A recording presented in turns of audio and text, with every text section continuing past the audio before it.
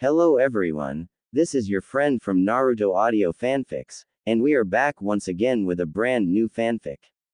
Which is what if Naruto was betrayed and banished and rose as an emperor with Hinata Hyuga, Fu, Temari and Ino Yamanaka, Harem Part 1. If you enjoy this story, don't forget to hit the like button, thumbs up, and subscribe to the channel for more amazing Naruto fanfics like this. So without wasting any more time, let's start today's fanfic. Konoha was the oldest of the hidden villages, the eldest of this very violent family, but certainly not the wiser. Nearly 13 years after the Kyuubi attacked the village, a defection had occurred, the betrayal of the last Uchiha in the village, Sasuke.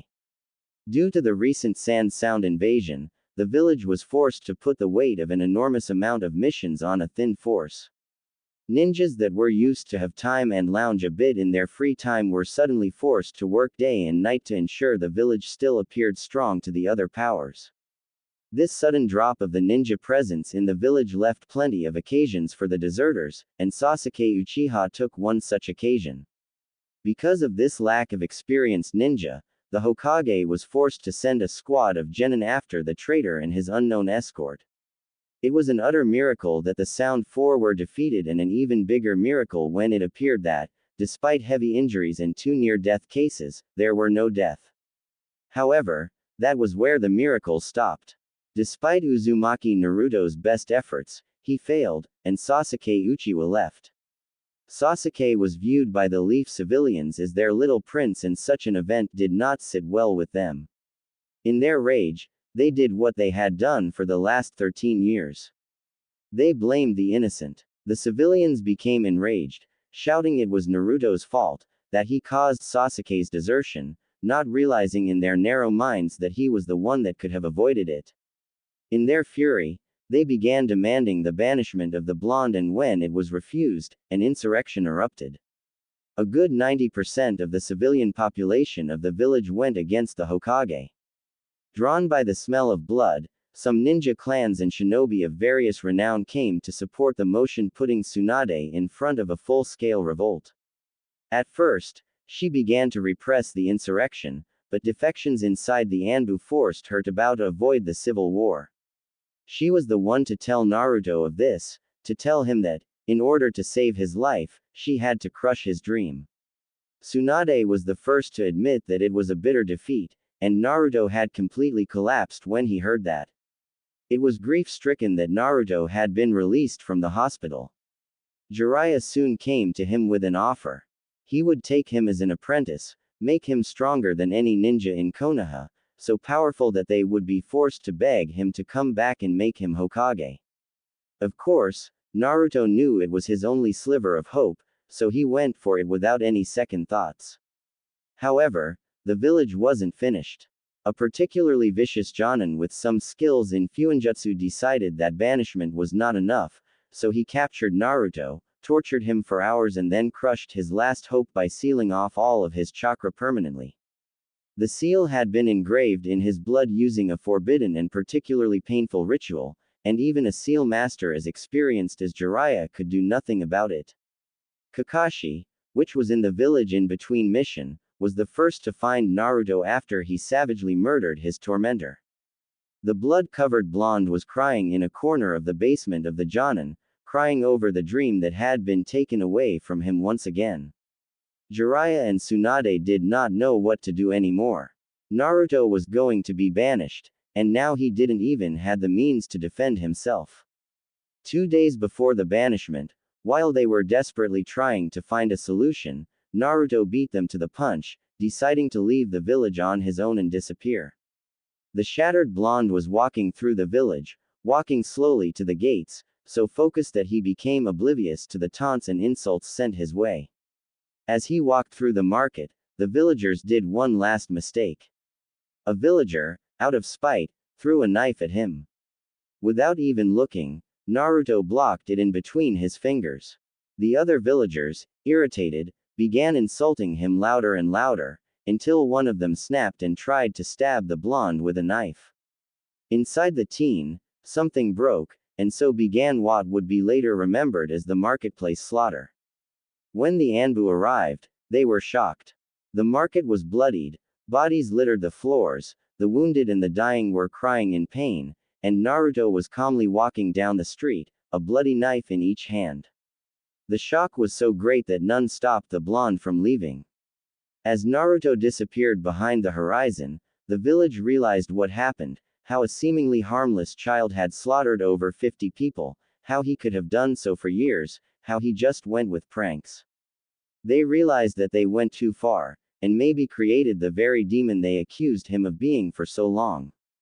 Fear began to spread. In this context of shock and sorrow, the Hyuga elders acted. Taking advantage of one of Hiyashi's training trips with Hanabi, they branded Hinata with the caged bird seal before forcing her through a painful and humiliating ritual resulting in a seal that would kill her if she ever became pregnant. Once their deed was done, they took advantage of Tsunade's sorrow to make her sign the banishment of the young girl. In less than a day, the already emotionally battered Hinata had lost her title of heiress, her status as a leaf ninja and her home. She set off to the wild, stumbling on shaking legs, vaguely hoping to meet her crush along the way, but knowing deep down that she would not. When Tsunade realized what she had signed, she frantically tried to erase the act, but it was too late. When Hiyashi came back with his youngest, he was met with the news. His first reaction was to ask coldly if it was a joke of any kind, but the Hokage's red eyes told him otherwise. Slowly, realization and horror dawned on his usually impassive face. Hanabi, shocked, asked her father what would happen of his sister, but Hiyashi did not answer with words, but with tears. 2 days later, the elders were executed in front of the whole clan by Hiyashi himself.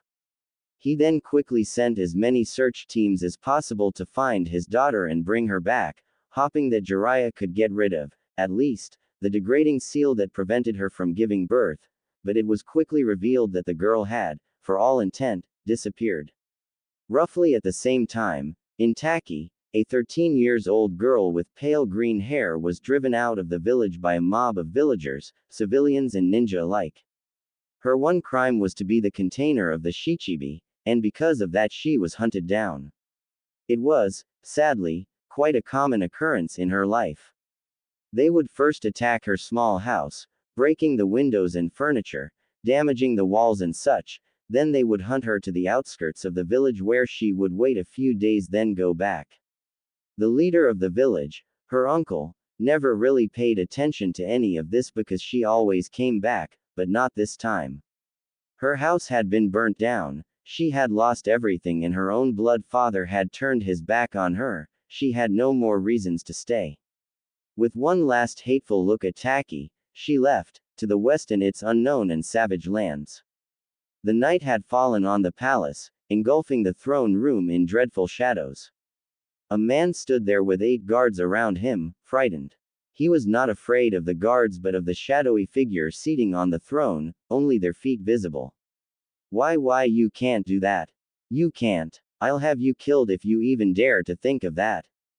Threatened the man, but it was for naught, his voice too laced with fear. The person on the throne made a motion of their tiny, delicate hand, and 3 corpses fell from the ceiling. The man was now visibly shaking. No, I'll give you wealth. I can give you anything. Even you must need things I sell. The sound of snapping fingers was his only answer as a guard drew his sword. I don't want to die. For the first and last time, the man heard the voice belonging to the occupant of the throne, strangely calm and gentle, but laced with overwhelming authority. I am an empress. My word is law. A sword cut through the night, and silence fell on the palace again. Naruto was sitting, looking at the ocean, like he so often did during the last 6 years, his memories passing before his eyes. After his painful banishment and last act of violence, he went to Wave and settled there. Of course, the country had been enraged with the way Konoha had treated him and reacted accordingly by shutting all trade agreements with Konoha and severely reducing their trade with Fire Country. The entire country stood by his side, never moving, not even when he revealed everything about the Kyuubi. The argument had been closed when Tazuna bellowed that demons don't help people. With Wave's newfound freedom came a little bit more of comfort. During one of his afternoons at the port, helping the fishers, Naruto asked one of them why they didn't traded with countries other than Fire Country since they were ideally placed to reach Tea, Lightning and Water Country. This led to a council from the mayors of the country, and then the creation of a trade port to test the idea. Within the first month, the port had been flooded and money had flown into the country as it evolved into a trade platform of great importance. With the money came luxuries the country could not afford before, like a large library. Naruto had spent all of his free time in the library, doing something he never did in the Leaf, learning. During his years, he had accumulated an impressive sum of knowledge.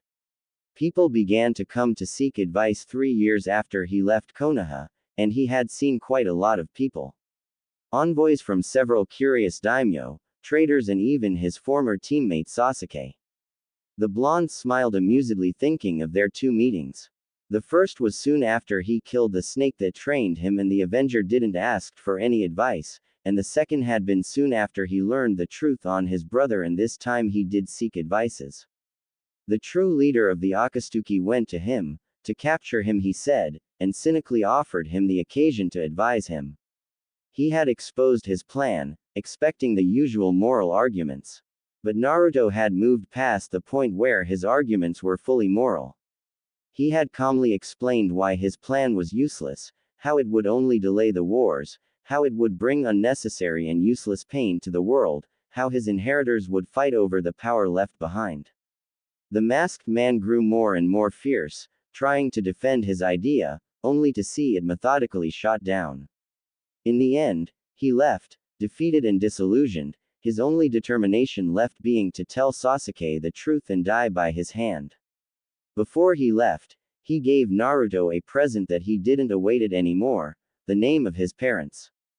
The information left him moping around for some time, but in the end he got over it and went on with his life. Soon after, Sasuke came to see him again. He was lost, he didn't know who to hate or what to do anymore. He told his former friend everything, how his clan betrayed Konoha and how Itachi killed them to save the village.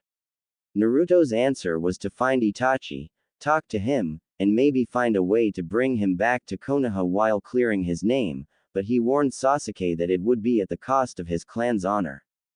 3 months later, Sasuke had surrendered to Konoha and revealed everything of the Uchiha revolt.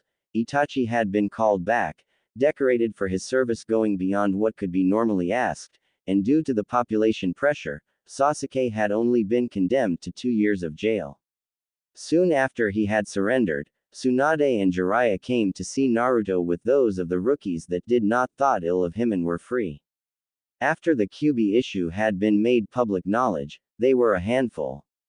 Shino didn't speak much, but what he said was meaningful. Lee had been as exuberant as he remembered him to be. Neji had been warmer than anyone would have thought and, surprisingly, Shikamaru had been quite excited to see him again. Among those that weren't there, Choji didn't exactly knew what to think of him, Sakura was too ashamed to see him, Tenten didn't really knew him, Ino was completely freaked out by the Kyuubi. As for Kiba, he was putting the responsibility for Hinata's banishment on the blonde's shoulders. Thinking of the Hyuga heiress, Naruto felt his old heartache come back. Even in Wave, he had heard of the banishment of the Hyuga heiress and had quickly set off to find her. 3 months of intense research had led to nothing, and when he came back, he was crying softly. Only then had he learned she had been banished for standing up for him. It was still something he would cry over. Feeling a presence behind him, Naruto looked above his shoulder curiously before smiling warmly at the Iwa Nin.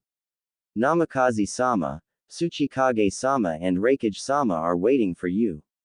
Oh come on Ryu-san, I already told you, no need to go with the sama thingy, I'm just an hermit. Yet you already avoided a major conflict and 2 minor wars. Ah, yeah, that.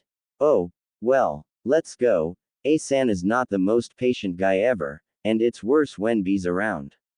Getting up, Naruto dusted his beige coat. Underneath it, he wore a dark blue kimono and black sandals. His hair had grown wilder with the years, showing more his lineage. The two men began walking toward the town hall, where the two Kage were waiting for Naruto. It had been quite a surprise to the blonde when the Raikage had sent an envoy asking for his mediation during a political conflict with the Tsuchikage, and even more of a surprise when Onoki had accepted while it was evident his father was the Yellow Flash. In the end, everything worked out fine and a bloody conflict was avoided. Following this, several small villages asked him the same and Naruto managed to avoid some more wars. Right now, Naruto had been asked to be the witness of the peace treaty between Kumo and Iwa, an achievement he was very proud of. As he came inside the building, he had the pleasing surprise to see that Ai and Onoki were talking together, mostly complaining about paperwork, while in a corner, Kuretsuchi was shamelessly messing with a Kumo Jonin.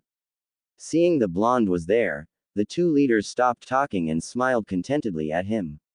Ah, so you finally decided to join us. Tired of watching the sea? Hey, never. But if I left you two unattended, you would probably come up with some evil plan to get rid of the world's paperwork. And how is that evil? Dunno, but I'm sure you could make it evil. A burst into laughter, slamming a hand on Naruto's back, who didn't even flinched. Alright Namikaze, ready to sign your first peace treaty. You make it sound like there will be more. Hey, you managed to erase the tensions between Kumo and Iwa, young man. With that mind of yours, I'm willing to bet you could even bring peace between my village and Konoha.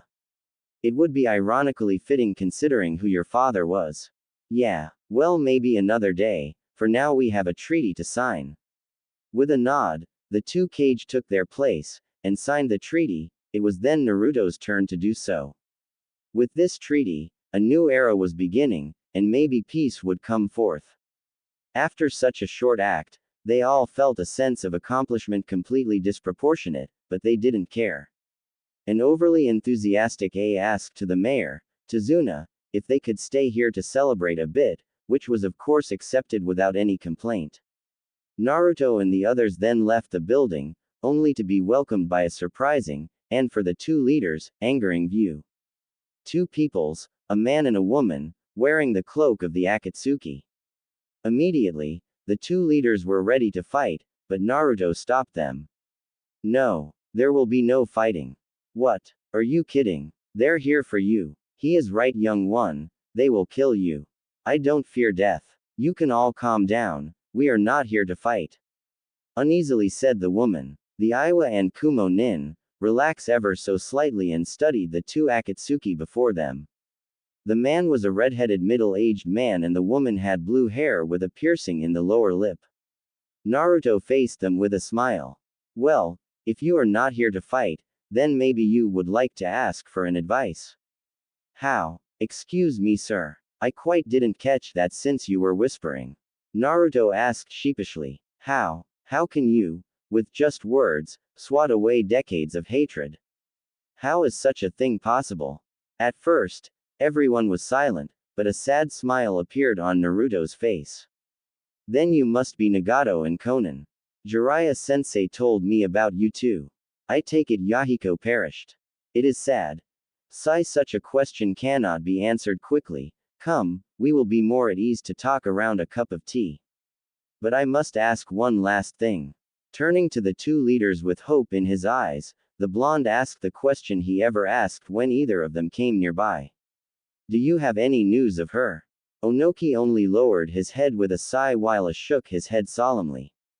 I see. Once again, thank you for your continuous efforts. Bidding his farewell, Naruto led the leaders of AIM to his house, a small house that reflected the way of life he chose to adopt. Sitting them at the table, he quickly prepared some tea, before beginning to answer their question. When they left the next morning, Nagato was humbled in many ways. While the Akatsuki leaders were crossing the bridge, Naruto saw a familiar silhouette coming toward him. Sending a surprised glance at the two AIM nin and returning an uneasy greeting, the black-haired Konoha Jonin continued on his way.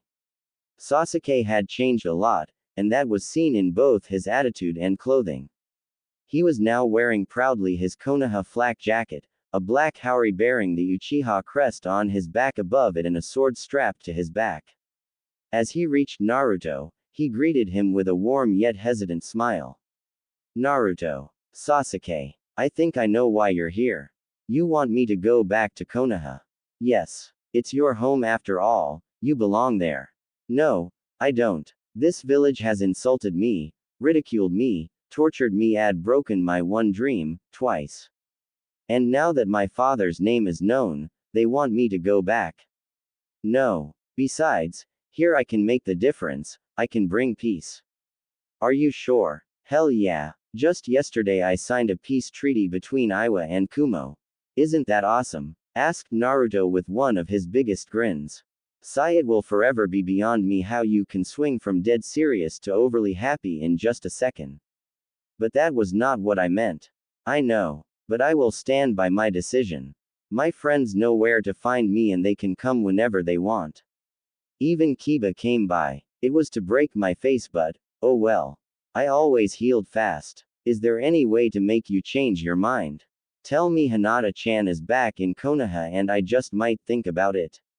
Said Naruto, looking away. That's not funny. That's not a joke. Seeing his friend's seriousness, Sasuke's head dropped. Naruto, nobody heard of her in 6 years, and she wasn't that strong. I know it's hard to accept, but she's probably dead. I know. And you will let that hold you back? That's not the Naruto I know. That Naruto died 6 years ago. Do you really think you could know the new one with barely 3 meetings? One thing is for sure. You changed. Yeah. Oh, but where are my manners? You never had any. Well, that changed too. Come on, let's go to my house. Naruto then led the Uchiha to his house, light talking keeping their minds distracted along the way. Far from there, to the west, in the capital of a young empire, a blue-haired beauty awoke to the peaceful face of her mint-haired lover. Like her, she was from the east and had been thrown out of one of the hidden villages. They formed one of the most unlikely couples. The strong-willed container and the once meek heiress. But Hinata was far past that point. Her banishment had made her bitter, her inability to bear life making her even angrier. She had met Fu on the way to the west, and they became friends due to shared pains and the fact Hinata didn't cared about Fu's biju. They grew closer in the west, and quickly an objective came to their minds: unify the lands to help its people. For 4 years they had battled the warlords that ruled these lands and had won many victories, until finally an empire was born. Fu was the first general, and an exceptional one at that. She knew how to motivate the troops while still being able to negotiate a treaty on the fly. Hinata, on the other hand, was the real leader. She was the initiator of the unification war, and many battles had been avoided when her voice rang. She was told to be able to bend even the most stubborn to her will with words alone, and she had an incredible talent to manage complex tasks. During the war, Fu and Hinata had grown even closer, until they became lovers. It was after an awfully bloody battle. Fu was depressed, and Hinata had tried to comfort her. After Fu's cries died down, they had stayed looking at each other's eyes for several minutes before kissing softly. Since then, they stood at each other's side, supporting their lover with unshakable faith. The young empire prospered under Hinata's rule and peace was reigning over the land. Now, it was time to look to the east once more, to look for her old crush, and maybe see if he could be more. Fu knew that Hinata's feelings were still strong for the blonde. Hinata had confessed it herself, but she didn't mind. As long as Hinata still loved her, she was willing to share, with the added condition of being allowed to have her way with the blonde. Soon Naruto-kun, soon. With a smile, Hinata concentrated once again on her beloved Fu. As always, they had slipped under the silk of the sheets, enjoying the touch of the soft material against their skin. Besides, it allowed for some morning fun. Like right now. With a mischievous smile, Hinata began to fondle one of Fu's while her other hand went to grope the girl's backside, earning a soft moan as an answer. As Hinata continued to caress her lover, she began to kiss the tanned skin of her beloved, beginning with the neck before slowly going down until she reached the Jinchuriki's chest. There, she stopped for some time, kissing lovingly the right mound while caressing the left. Meanwhile, her left hand was slowly making its way to Fu's womanhood, feeling and hearing her arousal along the way. To Hinata's ears, her lover's moans and pants were music. Finally coming out of her dreams and into the blissful reality, Fu began to stir, moaning a bit more loudly as her hands traveled to Hinata's head, caressing her hair lovingly. You sure know how to wake me up, love. Oh, you're awake. But I'm not done, purred Hinata. Let's pretend I'm still sleeping, okay? With a soft giggle, Hinata went back to caressing the girl's body, leaving the chest to slowly go further down, her head slowly disappearing under the sheets as her left hand came back to please the abandoned. After a few moments, Fu took a sharp intake of air, moaning now more loudly than before, spasms of pleasure coursing through her body as her chest began to rise faster and more erratically and her hips began to buck on their own accord while her back was arching. Hinata slowly and lovingly led Fu to the brinks of her release, keeping her there for a long time, making the usually unbreakable general putty in her hands. After what seemed like hours of the sweet torture, Hinata finally allowed Fu to reach her peak, making the mint-haired woman moan loudly in pleasure. Coming out from under the sheets, Hinata slowly kissed her way up Fu's body, stopping at her lips as their bodies melted against each other, their chests pressed together, and their hands roaming the back of their lover. Finally pulling out of the kiss, a very flushed and panting Fu looked at Hinata. Maybe we should take it to the shower, to avoid ruining the sheets. With a smile, Hinata kissed her lover and, still kissing her, led her to the shower. After they were done with playing around in the hot water, the imperial couple left the comfort of their apartments and walked to Hinata's office. The empress was clothed in a simple dark blue yukata embroidered with a golden dragon and low-heeled sandals, while her consort was wearing black cargo pants, a dark green armor on her chest above a black shirt, a dark orange houri with golden rings on her shoulders and in the middle of her back, dark green forearm protections to go with her armor and reinforced low-heeled sandals. As she grew, Hinata had let her hair grow and they were now flowing past her waist, 2 shoulder-long strands framing her face. Fu on the other hand had mostly retained her childhood hairstyle, only letting a long strand of hair grow to mid-back length and decorating it with golden pearls. Once in the office, they began working on their paperwork, Hinata dealing with it the fastest. Due to years of dealing with such pain, she knew exactly where to look to quickly know what was involved.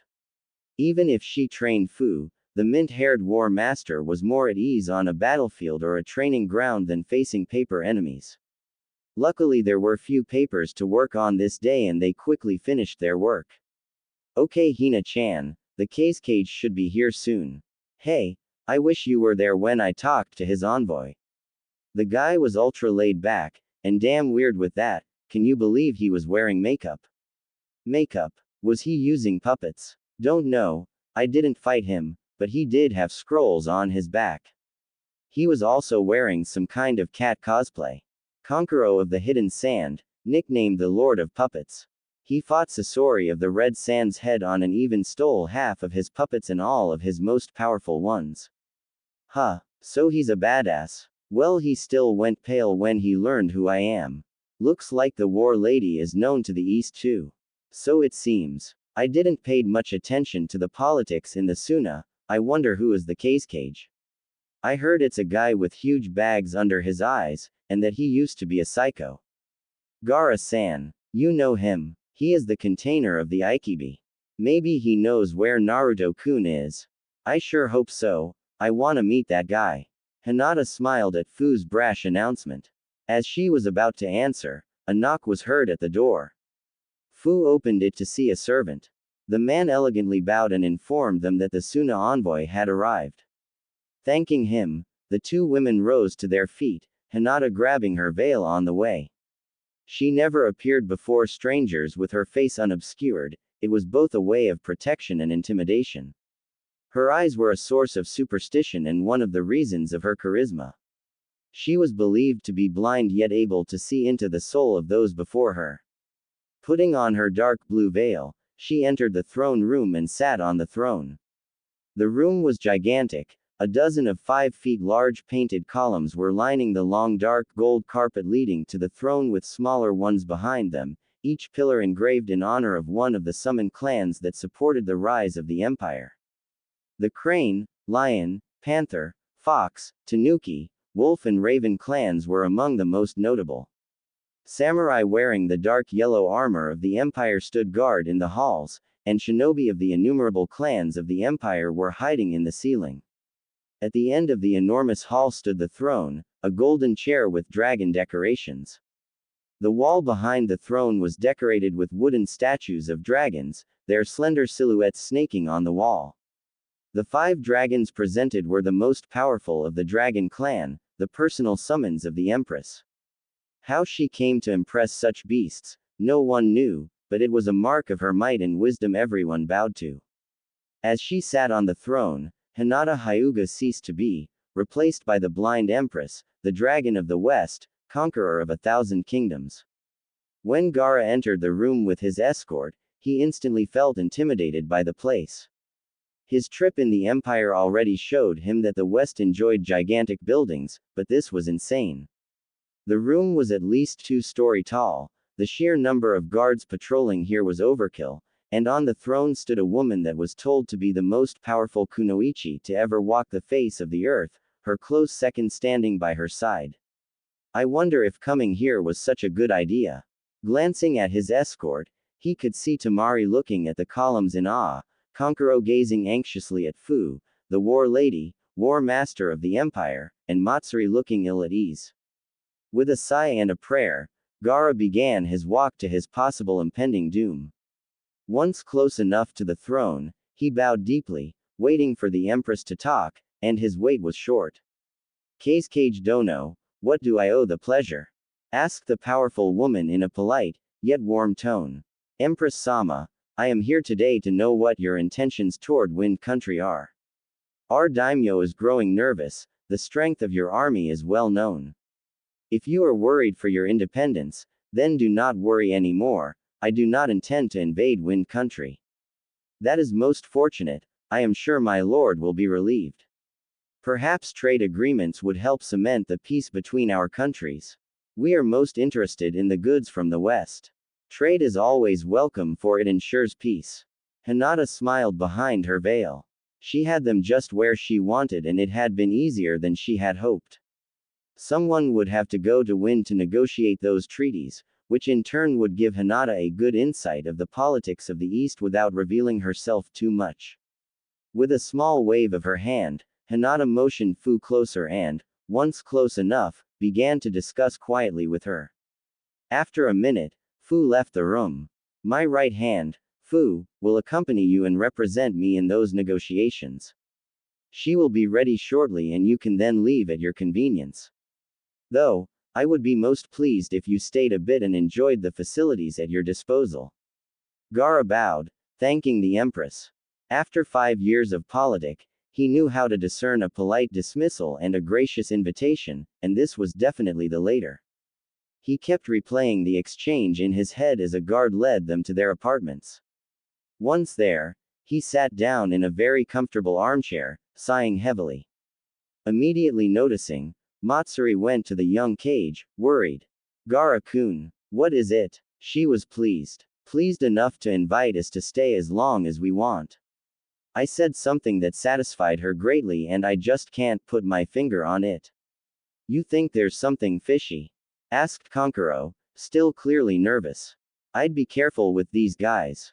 I heard the Empress can summon dragons and that the war lady managed to defeat one in duel. That's a show of power, not of subtlety.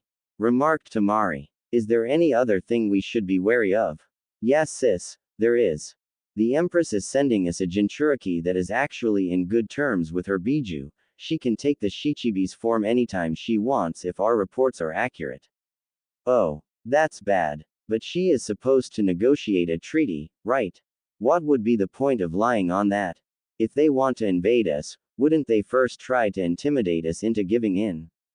That they would. said Gara. The Empress wants this treaty. But not for trade alone. Could it be she is interested in the East? But if so, why not directly invade it? Perhaps it is knowledge she seeks. In any way, I don't think we have to worry about a war. My instinct tells me she has nothing against the sand. She will leave us at peace, at least for now. So we might as well do what she said, enjoy the facilities. I saw a fine restaurant on the way, would you like to try it, Matsuri? Oh, I would love it, answered a blushing and smiling Matsuri. Gara let a rare smile spread on his face as he offered his arm to the woman and began to lead her away. Well, I'm gonna see if they have hot springs. With that, Temari took her leave. Might as well see what they have to eat. And with that, Konkuro left the room as well. First, I'd like to bring up an important point. Japanese words don't take s when plural. I bring it up because it confused my beta.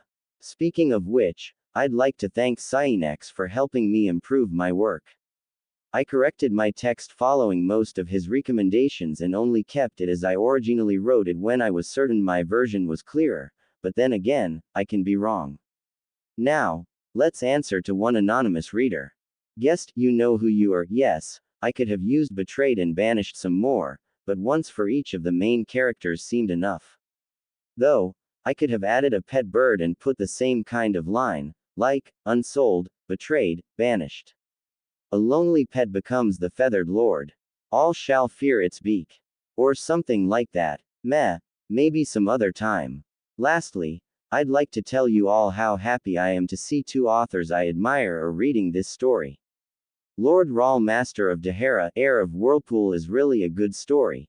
You should try it out if you haven't already, and Solvdridge, I've read a few of his stories, and even though the funniest seem to be on hold, he's still awesome. The Suna delegation stayed in the Empire for 3 days before beginning their journey back to the Sand with Fu and an escort of the best soldiers of the Empire. There were 4 soldiers with Fu, 1 man and 3 women, all bearing the crest of the Empire, a coiled dragon, on their armor. This of course made Konkuro very nervous, especially considering that Fu and her escort weren't talking much. But that was not enough to stop Temari.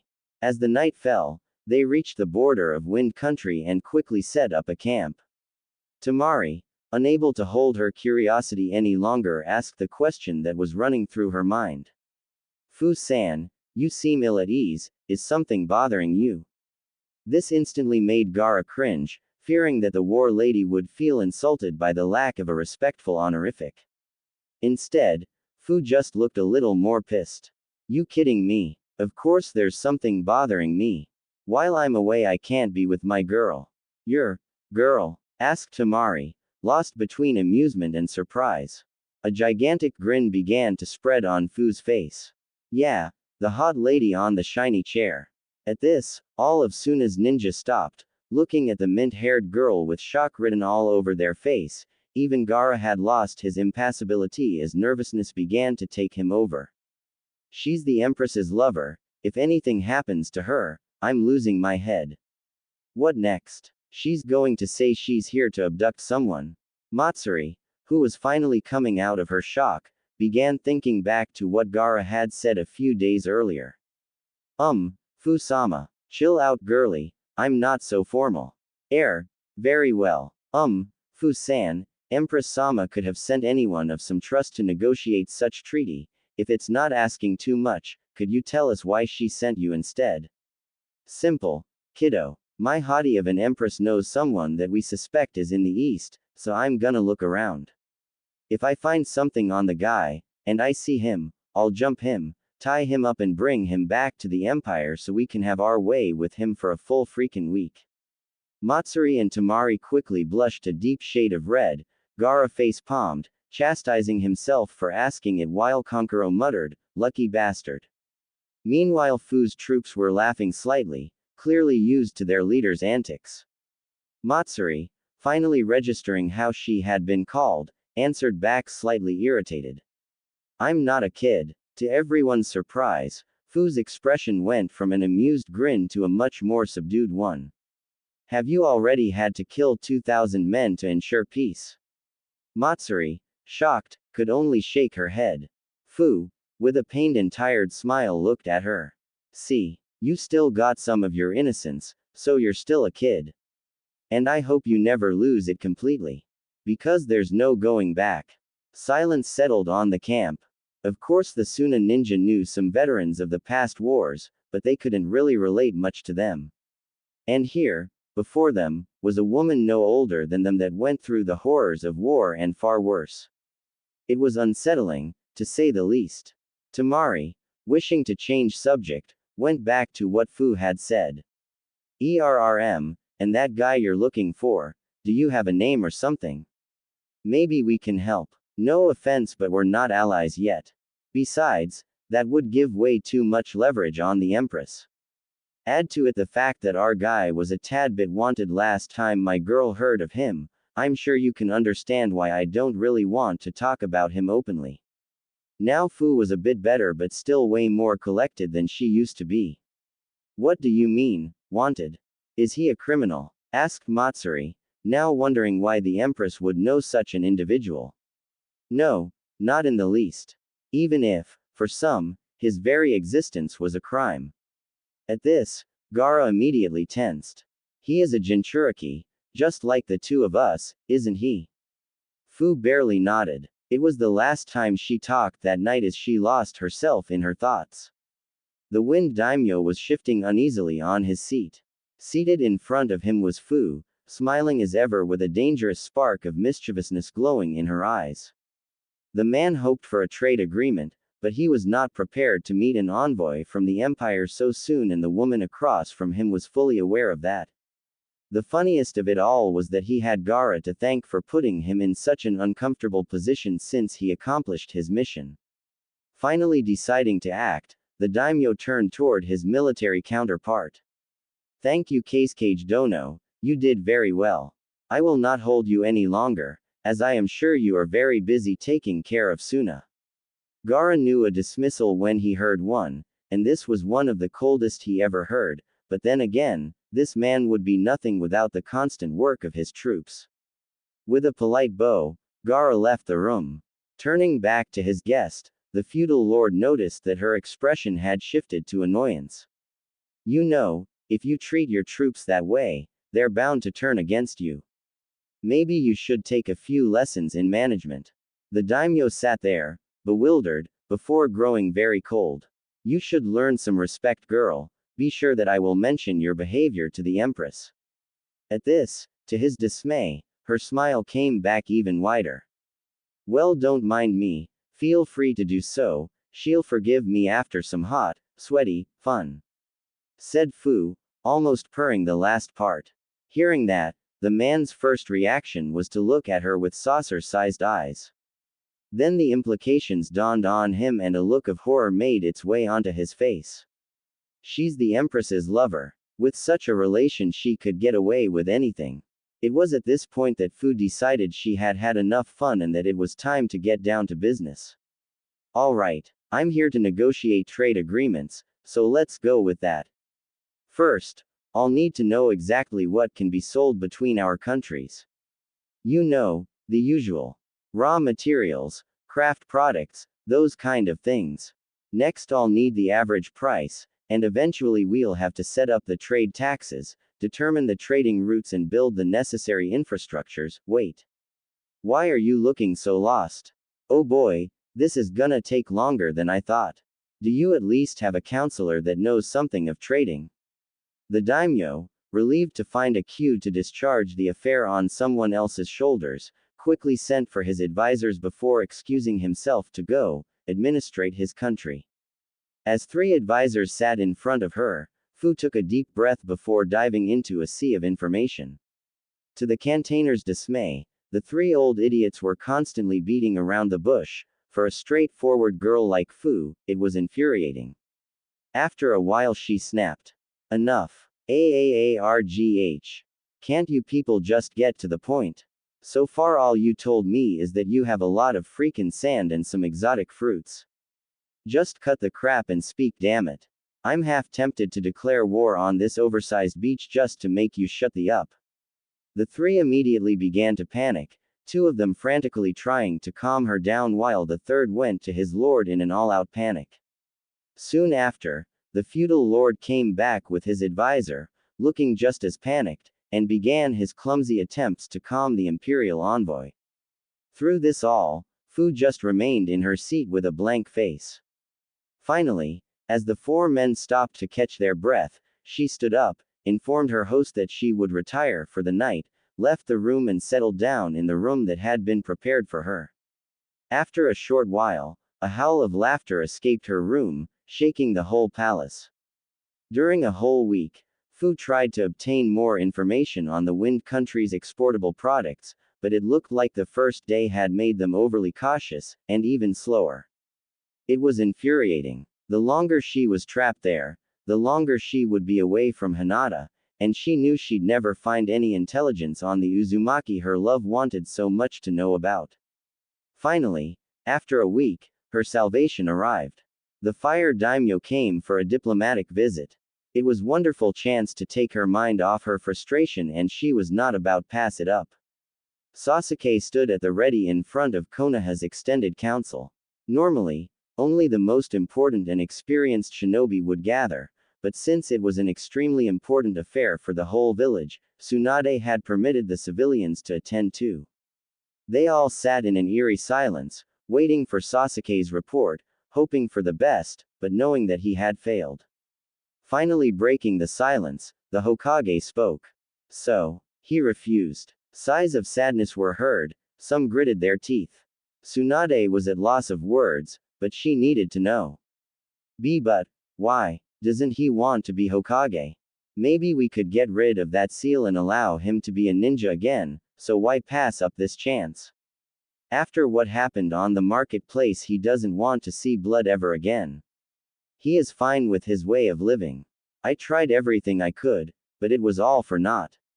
He has changed. The one I left 6 years ago and the man I talked to last week are two different beings. Uzumaki Naruto was brash, obnoxious, sometimes idiotic and overly enthusiastic.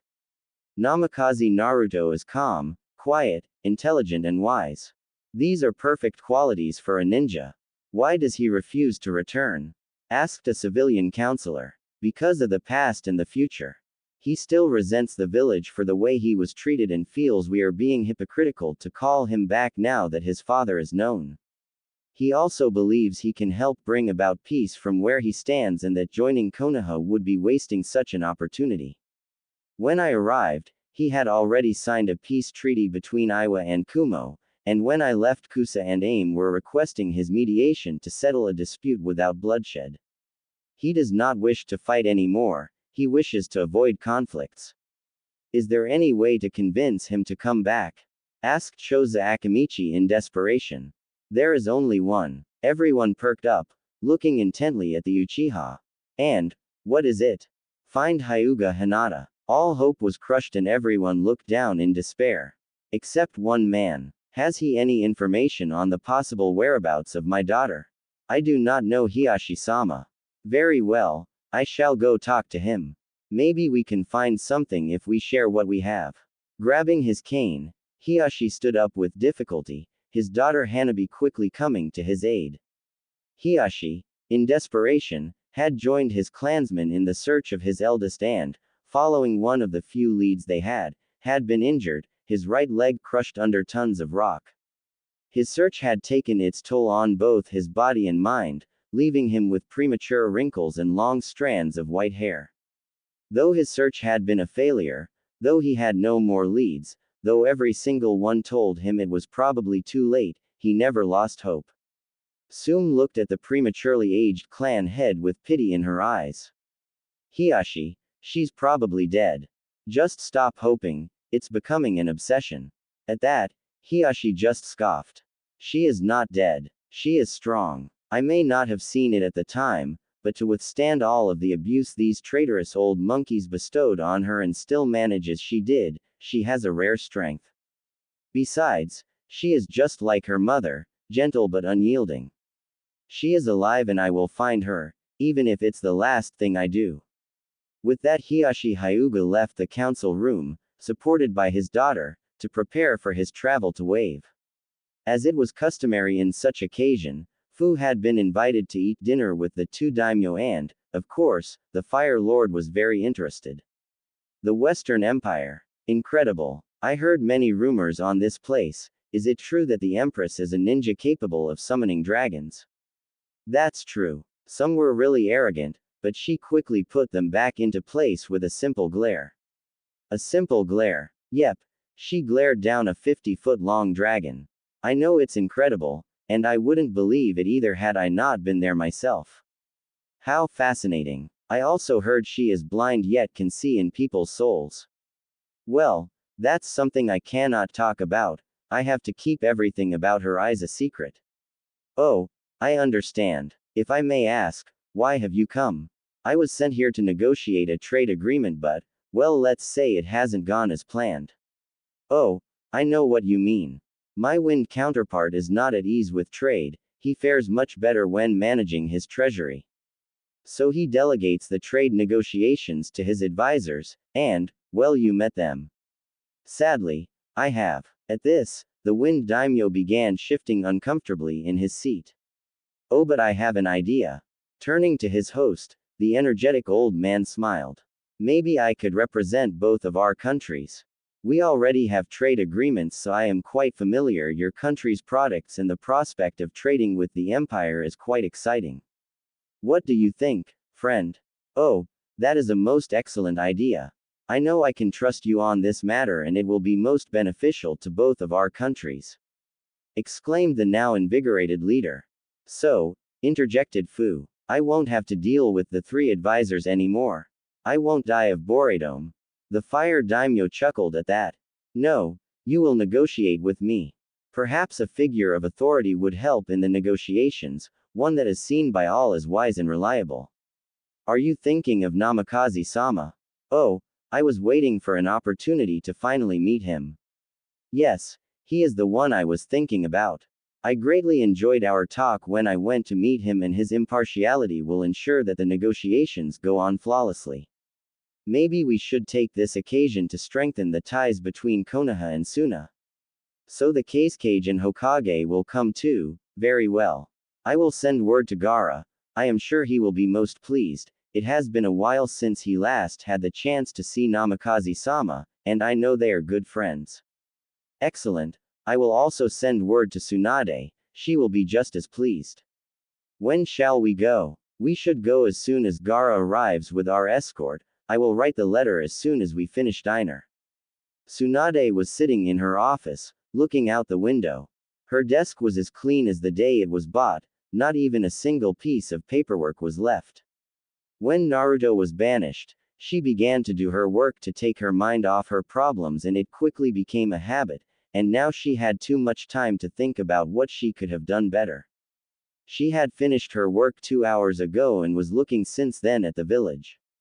A village she didn't see anymore. Everyone knew she was empty, no more than a shell slowly waiting to die. Guilt was plaguing her since she was forced to banish Naruto, but it began to kill her after she banished Hinata. Just because I was too drunk to look at what I was signing. She died 2 years ago when she received a report. It spoke of a woman matching Hinata's description. Dead. And her eyes had disappeared. She had kept the information secret, only telling Hiashi, but he had said it was not Hinata. But she knew. She heard the door of her office open and knew instantly who it was. After all, she was the last to willingly enter the office, something not even Jiraiya was doing anymore.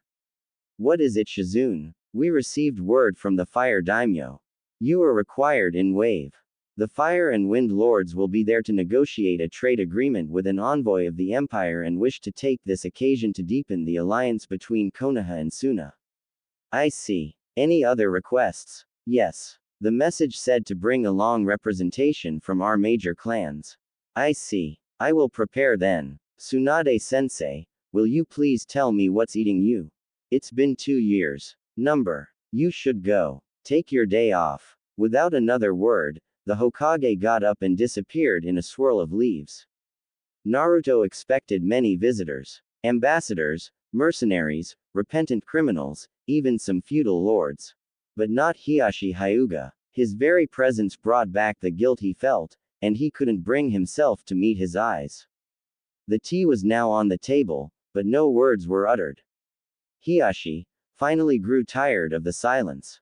As much as I enjoy silence, I have not come here for that. Then, if I may ask, what brings you here? Asked Naruto tiredly. This made Hiashi quirk an eyebrow. I heard you are searching for my daughter as well. I wish to compare what we know, perhaps it can give us a lead. Hearing that, Naruto immediately perked up, shame no longer in his eyes. Getting up at blinding speed, he went to his bedroom and opened his desk, quickly gathering what he had and returned to the living room. This is all I have. I already investigated these leads, but maybe one of us has a determining element that the other lacks. To Hiyashi's pleasure, the young man was showing great dedication at finding Hinata. As they compared their leads, they found most of what they both knew. However, little details seemed to indicate a general direction. To the west. Why would she go there? Wondered Naruto aloud. It was nothing more than a gigantic war zone at the time, but the blind empress rose soon after. Maybe she sought solace in the newly created state. If so, then we must seek an audience with the empress. I will not leave my child in pain. These seals must be dealt with. But, father, what if she doesn't want to come back? Asked Hanabi. She is still technically banished, so she is free. But I at least want to free her of her seals. At that moment, someone knocked on the door. Quickly excusing himself, Naruto went to the entrance and opened the door. The fist that came through caught him square in the face, breaking his nose before the follow-up left hook sent him stumbling into the living room. Through the door came Inuzuka Kiba. Uzumaki, growled the feral-looking ninja. He had matured, but his hatred was still burning. Gone was the jacket of his childhood. He was now wearing black pants and sandals, the Konoha flak jacket with fur added to the collar and shoulders, his arms left exposed. Before he could make another move on the blonde, Hanabi blocked his path. What the hell is wrong with you, Kiba? Hanabi, you should be with me, not protecting him. It's his fault that she's been banished. No, it's not. I already told you, he is innocent of our elder's cruelty. Before Kiba could retort, he was suddenly jerked back, taking a fist to the face from an angry Sakura. Out of respect for the house, though, she controlled her strength. You bastard. How dare you? He is just as much of a victim as her. Shoving Kiba out of the house, she went to Naruto, who was nursing his nose, grunting in pain. Cracking an eye open, Naruto looked at his former teammate. Oh, hey Sakura. No need to worry, I heal fast. Besides, he's right. No, he's not. It is not your fault. Naruto stayed quiet while Sakura was tending to his nose, putting it back in place and healing it. Hiashi, finally getting up, went outside of the house. Kiba's shouts were heard, followed shortly after by a powerful shockwave. When the clan head came back in, he looked slightly satisfied. I convinced Kiba-san to leave you alone. He shouldn't pull that kind of stunt again. Thank you for your concern, Hiashi-sama, but I would have preferred it if Kiba was left unharmed. Then you are an even bigger idiot than before. Entering the house was Shikamaru Nara. Gone was the laziness of his childhood, the Jonin was now full of determination. The Nara was wearing the regular Konoha Jonin outfit. Hey Shika. Guess I didn't change that much. So, why you all here? The Nara could only sigh. We were sent along with Lee, he is currently keeping Kiba at bay. The Wind and Fire Daimyo are coming here to deepen the alliance between the Leaf and the Sand and to negotiate a trade agreement with the Empire.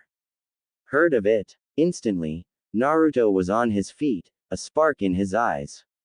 The Empire. This could be my chance. Your chance to what? Hiashi-sama and I crossed our information and we have a lead, Hinata might be in the Empire. Shikamaru just stayed silent, looking at the once proud blonde, seeing only a desperate and obsessed man. With a sigh, he exited the room. Naruto was feeling more tired than ever. Feeling a hand on his shoulder, he saw Sakura smiling hesitantly. You know, she is a lot like you, So, she's surely out there, waiting for you. Naruto smiled weakly at his former teammate. Thanks, Sakura. I needed that. Now that the whole ordeal had been closed, Sakura seemed very uncomfortable, no wonder plagued by guilt. Naruto, wanting to relieve her of her burden, thought of the best way to do so. Sakura, since you're here, how about we catch up? Naruto was a little less cheery than he used to be, but still much more than how he really felt. The Pinkett, guessing something was wrong, nodded her head in agreement. Motioning for her to follow him, Naruto led her to a nearby lake, talking lightly along the way. All the while, Sakura kept picking up signs that worried her and, once they reached the lake, the nurse in her finally took over. Alright, cut the crap, what's gotten you so worked up? For a moment, Naruto considered denying a new problem, instead he just collapsed, crying. Fu was feeling like she was alive again. After a whole week of staying still, she could finally move about and she would be damned if she didn't take full advantage of this occasion, but that didn't mean she would be rudely running around screaming childishly in joy. No, she was far past that. She would be flying. Ah, I missed this. Before the bemused daimyo, the mint-haired container was flying above the group, doing loops, spinning in midair, and all sorts of other acrobatic figures, all the while smiling and laughing. They had been walking for 3 days already and the imperial emissary had only touched the ground to sleep and eat, so it came quite as a surprise when they saw her land and begin to walk normally. The fire daimyo, curious, decided to inquire as to the reasons of this sudden change. Fu-san, why are you suddenly landing?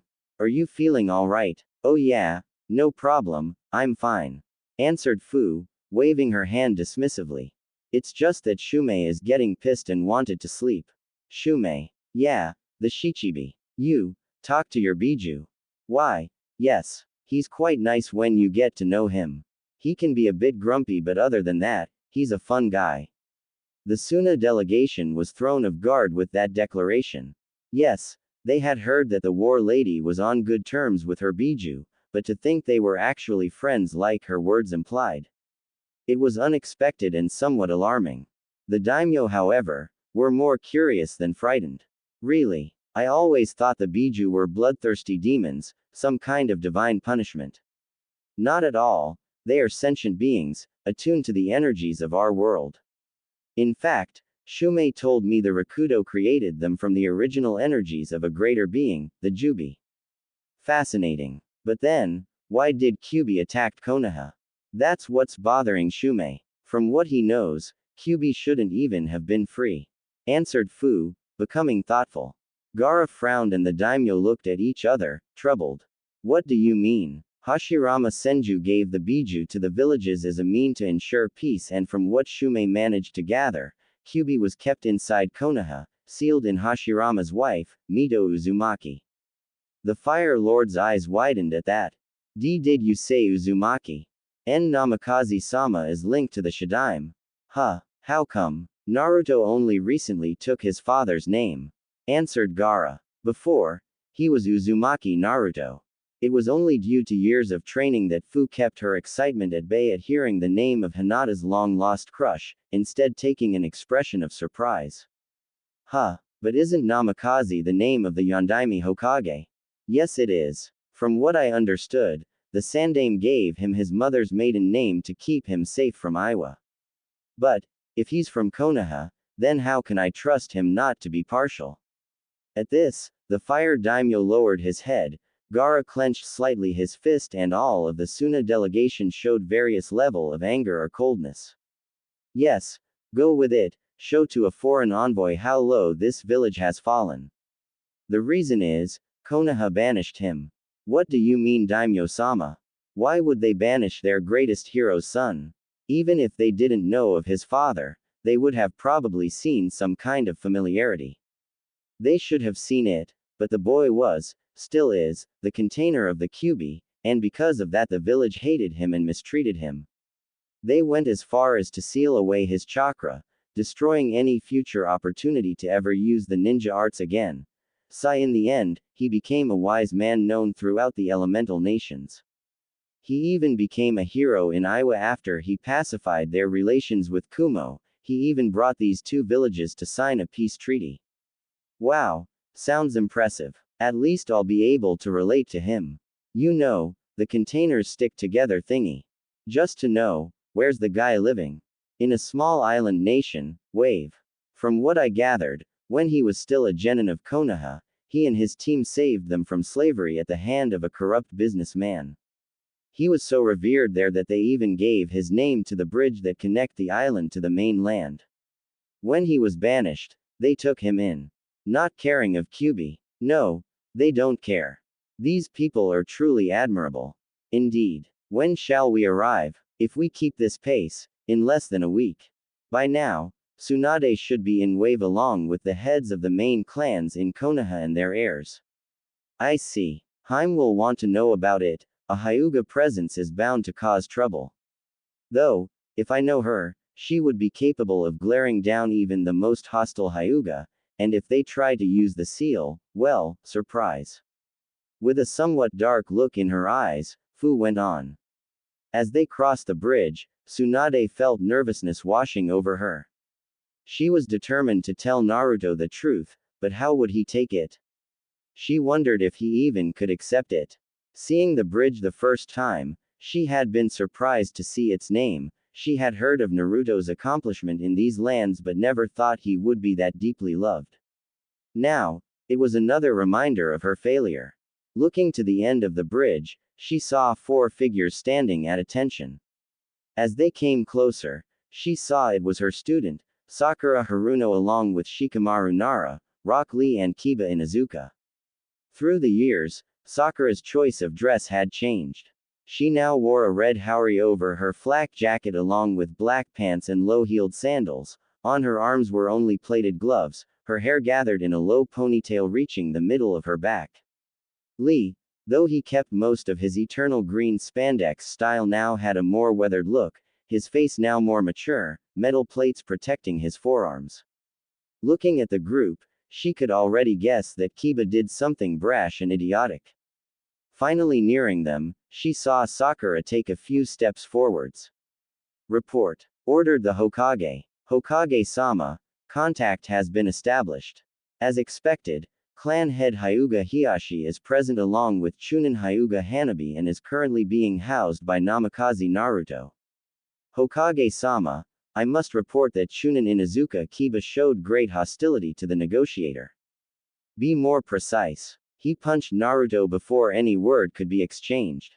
The glare Tsunade sent to the Inuzuka would have been enough to melt any lesser man, but Kiba had learned to resist long ago and only answered with a snarl. That is not all, Hokage-sama. What now? He informed Naruto of Iruka-sensei's status on the Ichiraku family situation, blaming it on him. The moment Sakura finished talking, everyone fell to their knees, trembling in fear. Tsunade was swarming the area with killing intent. The glare she sent to Kiba would have been enough to kill many weathered ninja, and the young Inuzuka would have died had he not faced already the legendary wrath of the Senju princess. But that did not stop him from cowering in fear. A year after Naruto's banishment, fear had dissipated, leaving hatred in its wake. On the first anniversary of the marketplace slaughter, a mob of grief-stricken villagers formed and attacked the Ichiraku ramen stand, Iruka being the only one to defend them. The 3 had been trapped inside the building as it was set ablaze by a powerful fire jutsu. The shop collapsed before anything could be done. The jutsu was so powerful that they were burned to the bones. Not even their teeth were recovered from the melted remains of the building. Another cause of guilt for Tsunade, one she had tried to spare Naruto. Tsunade was about to march on Kiba, intent on ending the man's life when a strained voice was heard. Granny, don't. Looking up, she was shocked to see Naruto. He was wearing the same clothes as last time she came, but there were bags under his haunted eyes. Seeing him like that, Tsunade felt what remained of her heart break. The boy went through so much pain, and yet there were still some to inflict more suffering on him. And the worst was that Naruto would probably end up defending them. Naruto smiled weakly, a feeble attempt at hiding his pain, before bowing his head. If you would follow me, we have prepared houses for you to stay in. In a deathly silence, the Konoha delegation followed the fallen ninja. Those that still had doubts lost them, for only a man could look so crushed when faced with the death of his loved ones. But Kiba stood his ground, unforgiving, failing to overcome the loss of his teammate, refusing to accept the fact that Naruto was a victim. Following this shell of a man, the clan heads and their heirs really felt for the first time the burden of pain weighing on the young Namikaze's life. After a week of travel, the feudal lords finally reached Wave and crossed its colossal bridge. "Wow, that bridge is huge," commented Fu. "Indeed, Fu-san, I have already seen it withstand a furious storm, the likes of which wasn't seen in over a century, and not even bulge. It was truly impressive. Its builder, Tazuna-san, often boast, claiming that only divine fury could break his bridge. He's not that far from the truth. From what I can see and what my chakra tells me, this bridge is strong enough to endure at least 2 Biju bomb, even the hidden village's main buildings aren't that strong. That's one hell of a piece of work." The elderly daimyo chuckled as he looked at the imperial envoy who was looking around curiously. It amazed him how such a powerful general could still act so childishly at times. In a way, it was refreshing for the old politician. In his time, the old daimyo had seen too many betrayals, too much bloodshed, feared too many times for his life and for his family's safety. The innocence displayed in front of him was like a pond of water in a desert. But he was no fool, he could already guess it was a way to escape the guilt great warriors often felt. Hearing something at the front, the elderly man looked up. In front of the group were 5 men, visibly Nukenin belonging to the former Akatsuki if you were to judge on their cloaks. Gaara narrowed his eyes at the sight. Kisame Hoshigaki of Kiri, Kakuzu of Taki, Hidan of Yu, Deidara of Iwa and, a genin. Said. Genin immediately began screaming in rage. "Who the do you think you are, you freak? I'm the mighty Yazu. Yeah, whatever. What are you boys doing here?" asked Fu. "You wouldn't attack a poor maiden and 2 daimyo, now would you?" Life is hard," answered Deidara. "And we need money to live. I'm sure you wouldn't mind leaving a few coins, especially to avoid trouble with us. We are all cage level, after all," added Kakuzu. Fu, not really impressed, turned to Gaara. "Gaara-san, would it bother you if I took care of this trash? Are you sure you don't need reinforcements?" inquired the cage. "Oh, you know, I'm not nicknamed the War Lady just for my good looks," answered Fu with a smile. Suddenly, she disappeared, reappearing in the middle of the Akatsuki, a bow staff in hand.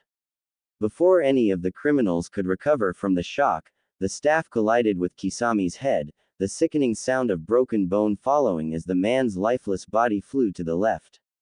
With a spike of speed, she struck at Kakuzu, carving 5 clear holes in the man's chest as he began bringing his hands up.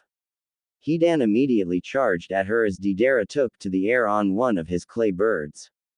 As the immortal closed on her, Fu ducked under the scythe and slammed her fist into the Jashinist's jaw before picking him up by the collar and throwing him toward the blonde bomber. Faltering under the impact, Deidara barely managed to catch his teammate. What the hell is that? It was supposed to be a freakin' diplomatic envoy. Like I would know. Now get me down there. I wanna sacrifice that bitch. She can't do anything to me, I'm a immortal." Looking down, they saw Fu, her bow in her right hand, her left arm extended toward them, and in the open palm of her hand, a black sphere of destruction. "Survive this." With a mighty roar of pure power, the sphere transformed into a powerful ray of destruction, engulfing the 2 criminals and disintegrating them. As the frightening attack died down, Fu let her arm fall to her side before shifting her gaze to the last member of the squad still alive. The boy, no older than 15, was shaking and crying. Seeing the inhumanly powerful Kunoichi landing her eyes on him, he tried to beg for mercy, but his mouth wouldn't obey, only letting out an incoherent mess of stutters and cries. "Get lost, kid." Without another word, Fu went back to her trek, sealing her bow in a parchment. Looking at her retreating back for a few seconds, the boy broke out in an all-out sprint, tears flowing from his eyes. Looking behind her, Fu saw that the daimyo and their escort had yet to move while her personal guards had already caught up. With a cheesy grin, Fu turned to them. Hey, what are y'all waiting for? We gotta go. Finally shaking off their shock, they began walking once again, a quick glance to the side informing them that the mighty sword of the mist had already been retrieved and the bodies thrown into the sea. Passing the bloody spot with some uncertainty, they followed the war lady. Wave was usually peaceful, but what happened on the bridge put everyone on edge. The shinobi delegation of Konoha H. had gathered at the end of the bridge, anxious to know what had caused such a fearsome display of power. Looking around her, Tsunade looked at her troops. The clan heads hadn't changed that much in 6 years, but their heirs, Ino was now wearing her flak jacket, a purple skirt falling to mid-tight, fishnet covering her arms down to the elbow. Choji followed the Akamichi tradition, wearing mighty armor with plates added on the fabric falling on his thighs and back. Shino stood to the side, an open cloak showing his flak jacket underneath it, the hood obscuring his face, leaving only the lower part of his face visible. Heiress of the Inuzuka clan, Hana stood with pride, her 3 ninkin at her side. Not much had changed in the young woman, having only added a bit of fur to the collar of her jacket. Looking at her personal escort, Tsunade wondered if she chose wisely to keep this group united. Tenten looked battle-ready, but then again, she was Jonin. Wearing a traditional Konoha uniform, she looked deadly. Next to her was Neji, wearing a cream kimono, his forehead protector proudly displayed on his head. One would think such a state of dress would hamper his movements and make him less efficient in battle, but it was quite the contrary. Sasuke was there, having retired as soon as he returned. The youngest was the new representative of his clan. Hearing gasps of surprise, Tsunade turned to look at the bridge only to see the escort of the feudal lords coming their way safely. At the front was a mint-haired woman, probably in her late teens, walking toward them without a care in the world. Finally noticing the group of Konoha shinobi, the woman waved lazily her hand and, once at voice reach, greeted them. Heya, you're the Konoha group, right? I'm the Imperial emissary. Happily chipped Fu. When she got no reply, she shot the group a questioning glance, tilting her head to the side. You alright? You all look like you saw some kind of freakin' ghost. Tsunade took upon herself to answer. We're alright, thank you for your concern. We, however, are worried about the explosion that happened not too long ago. Would you happen to know what happened? Oh, that. Don't worry, big lady, 'twas just my biju bomb, said Fu, waving her hand dismissively, shocking the whole Konoha delegation with the nickname she gave to Tsunade. Kiba snarled when he understood she was a container before muttering under his breath, demon whore. In an instant, the bridge was flooded with hatred and fury as Fu jumped high in the air, bringing her staff down towards Kiba's head. Before the metallic end of the staff could shatter the head of the Inuzuka, another staff blocked it, the sound of the impact almost deafening. Landing, Fu glared viciously at the newcomer, snarling in anger. Stand aside if you want to live. That I cannot do. I understand you must have suffered in your former village, but I cannot allow you to shed blood on this land. This island is a symbol of peace, I will not let blood tarnish it. Looking more at the man that blocked her, Fu blushed slightly. He was tall, with sun-kissed hair and deep blue eyes, 3 whisker marks on each cheek and an expression of calm etched on his face, though she could see he went through great pain recently. Bringing her staff back, Fu schooled her features. Very well. Out of respect for a fellow container, I will not kill this man. Turning her gaze to Tsunade, Fu's face hardened once again. But you'd be wise to keep this fool in check, I am not the most patient woman and neither is the Empress. Moved by anger at being so harshly demeaned, Kiba failed to listen to reason. Ha, and who do you think you are? Just some no-name D. Before he could end his insult, Kiba was interrupted by a crushing wave of chakra, leaving almost all on the bridge struggling to keep their footing. When she spoke, Fu's voice was calm but laced with overwhelming power and authority, and her eyes promised death. I am Fu Takimushi, container of the Shichibi, first general of the empire, the war lady of the West, empress consort, destroyer of 1,000 armies. You would do well to remember it. Letting the pressure fall, Fu turned to Naruto with a pleasant smile. Now, Namikaze-san, why don't you give me a tour? I'm a bit curious of this land. Nodding, Naruto began to lead the imperial envoy through the crowd. Once they were far enough, Tsunade sent a vicious glare toward Kiba. You fool, you really have a talent to insult those you shouldn't. Hey, how could I know the Empress was a demon? Before Tsunade could express her rage with her fists, a blade appeared against Kiba's throat. One of Fu's guards, who had yet to leave, was threatening him with her blade. Use that tongue of yours to insult the Empress or Fu-sama one more time, and you will lose it. Without another word, the guards left. It was at this moment that Gaara, who had just joined the group with the daimyo's escort, decided to talk. Hokage Dono, you would do well to keep this Chunin in check. Before we arrived, Fu-san executed 4S rank missing Nin in less than a minute. She is not to be taken lightly. Now, if you will excuse us, we must settle down. Tsunade left out a heavy sigh. It's going to be a very long week. Walking down the road, Fu and Naruto talked lightly, mostly about the lifestyle in Wave and the Empire. Slowly, they began talking of the way they were treated in their villages, how they were hurt, hated, and demeaned. The feeling of kinship she felt toward Naruto amazed Fu. She never thought she would feel so understood again, and yet here she was, sharing her pain with a man she had met barely an hour ago. It was both frightening and comforting, the feeling she knew him when she barely met him. A moment of silence came as they walked along the shoreline, enjoying each other's presence. What is eating at you? Softly asked Fu. I recently learned that some that cared for me back in Konoha are dead. Slaughtered a year after I left. Naruto was looking down, the pain overwhelming. Fu's hand on his shoulder made him look up and see her kind smile of sympathy. Knowing he had someone to share his pain, he felt better. That's not all, is it? Yeah. Soon after I was banished, a girl that stood up for me was banished. From what I gathered, she was branded with 2 potentially deadly seals, one of them even forbid her to be pregnant.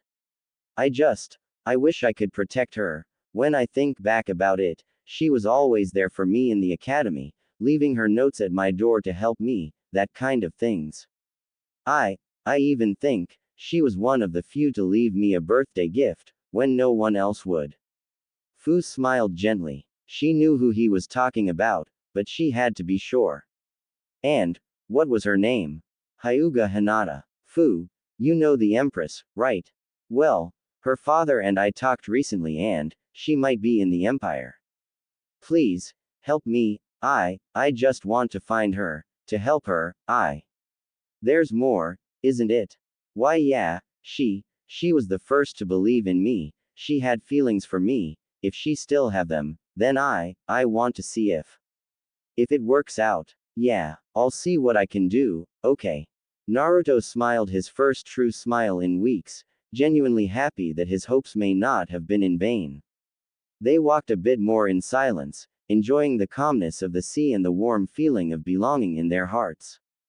As they walked, they came upon a strange sight, Inuzuka Kiba and Ino Yamanaka talking quite animatedly. Coming closer, they realized they were so engrossed in their talking they hadn't noticed them. I mean, what the hell with you beating Naruto up? Even when I was freaking out about Kyuubi I never blamed what happened to Hinata on him.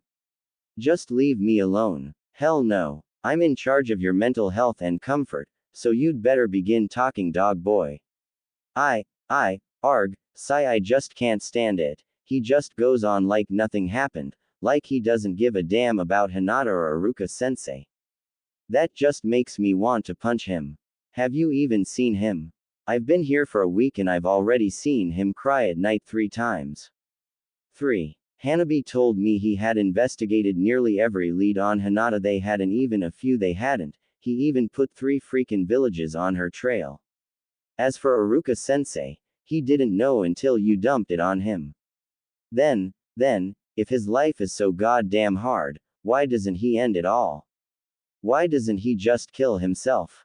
It was at this point that Naruto decided to interfere, making his presence known. Because, Kiba, I cannot.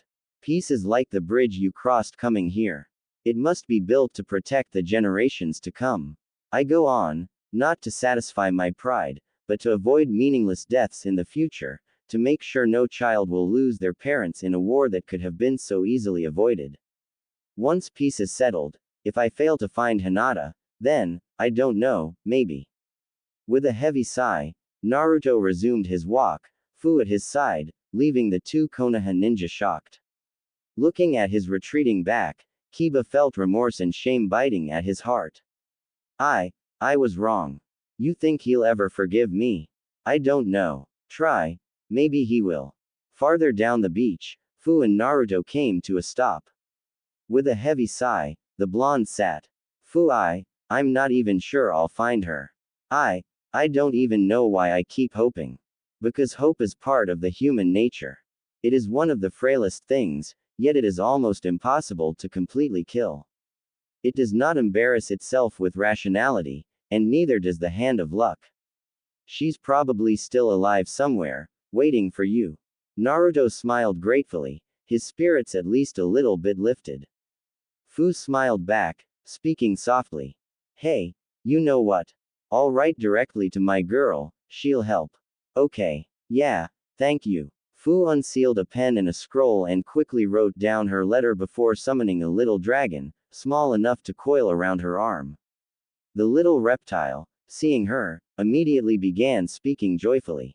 Fu-chan, what d'ya want? What d'ya want? I can help. Do you have candies? Where are we? Who's he? It's nice. Are there candies? Where? Hey now, calm down Kakeru-kun, you're being rude. Playfully scolded Fu. The little dragon seemed sheepish. Hey, sorry, Fu-chan. So, who's the guy? A friend, he's like me. Ooh, really? Say mister. Say mister. Which one do you have? Is it the ox squid thingy? No, I know. It's the psycho raccoon. No, the stuck-up ape. None of them. I'm stuck with the fox. The fox. But he's the meanest. Kakeru-kun. I called you for a reason, you know. Oh, sorry Fu-chan. So what can I do? What can I do? Alright. Give this to Haim, will ya?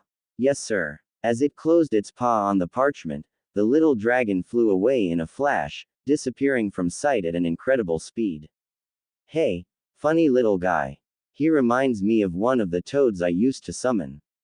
I miss them. Hey, no need to be gloomy, maybe I can help. Why can't you use ninjutsu anymore? A seal? Yeah, one that was imprinted in my own blood. Harsh. But I already broke one. Naruto's eyes widened as he looked at the mint-haired woman, not sure if he should believe what she said but unable to contain his hopes.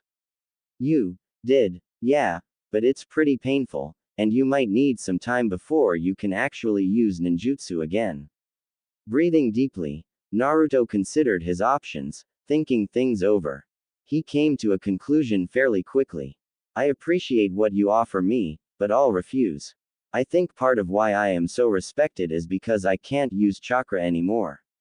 If I must sacrifice my comfort for even one unborn child's sake, I will do it gladly. Fu remained silent for a few moments before a sad smile came to her lips. You truly are an amazing man. To sacrifice yourself for strangers after all you've been through, you more than anyone else have every right to be selfish, yet, you are not. I don't understand, and probably never will. I can only admire your determination and selflessness. The two spent the rest of the afternoon talking, getting to know each other a bit more. The more they talked, the more they felt a strange sense of belonging. When the sun began to set, they watched it in silence. Miles away, in a barely lit office, a woman was reading the message of her beloved, smiling fondly, Then frowning lightly before her expression settled on longing with a sliver of sadness. Sighing to herself, she began to read the letter again. Hey Haim-chan. Hot blondie located, he's in wave. Not exactly the knucklehead you told me about, he morphed into some kind of epic wise guy with people from all around coming for advice. I spent some time talking to him. He had it harsh. He's blaming himself for your disappearance and the Ichiraku problem. By the way, Doggy Boy lost any bit of brain if he even had any to begin with. He was blaming everything on Naruto and called me a demon whore. Naruto saved his. He said he doesn't want blood on this island. Mud might be forgivable though, he looked like he was repentant last time I saw him, which was not too long before I wrote you. You might also want to know that your family is looking for you. They say it's to take the seals off. I don't know if we should believe them, you'll have to judge yourself, you've always been better at reading people. Going back to Naruto, he's depressed. I'm doing my best to cheer him up, but he's still down. Come here as soon as you can, I'm gonna need you on this one. You know, it's strange, I barely met him, yet I feel like I know him so well, and I already feel like I belong with him, just like with you. I think you'll fall in love with him all over again when you come, he's really sweet and such a gentleman. He's the kind of man that can help me with it. I can't wait to see you again, my love. I'm waiting to embrace you again. Fu. Putting the letter down, Hinata looked at her work, quickly calculating how much time it would take her and coming to the conclusion that she would be done in 5 days at the most. Calling in her personal bodyguards, she looked at the two. The couple worked perfectly together and never let her down.